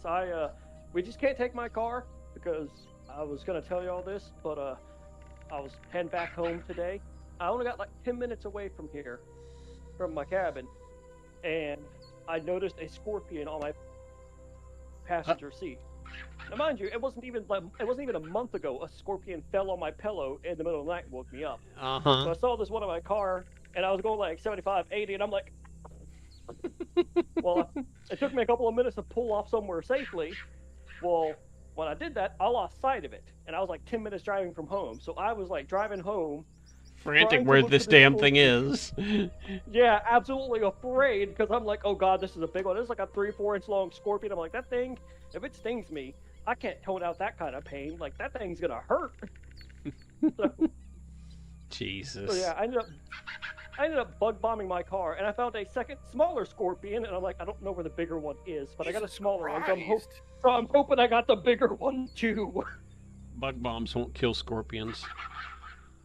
Dude, it does for these ones, and when you put 2 or 3 of them inside of a small car, it does. Oh my God! You're gonna it's gonna be like a gas main. You're gonna blow up your damn car. It's okay, don't. You know how dumb I am. Let these things happen. I hope you got good car insurance. I do actually. You may not after you have to use it once. Use it once my car gets blown up. Well, now I got the scorpions. You are crazy. Uh, All right, but yeah, so you want to do a live game next weekend? Or if you want to do online, we can do either one. We can have a birthday party too. Up to you. It's your birthday. His birthday's on the It's 6th. up to you. Your Yep, birthday. it's your party. And I'll cry if I want to. Okay, Yeah, how? Social anxiety. Not with dude, us. I haven't seen. Not with us, he doesn't. With other people, though, I'm like, oh god, they can see me. Yeah. Let's try for next Saturday Okay, for a in-person game if that works for y'all. works for me. Yeah. Alrighty, guys. Well, have a good evening, and we will try it again. Alrighty, thank y'all. See you guys Alright, next thank time. y'all. All right. Bye. Bye.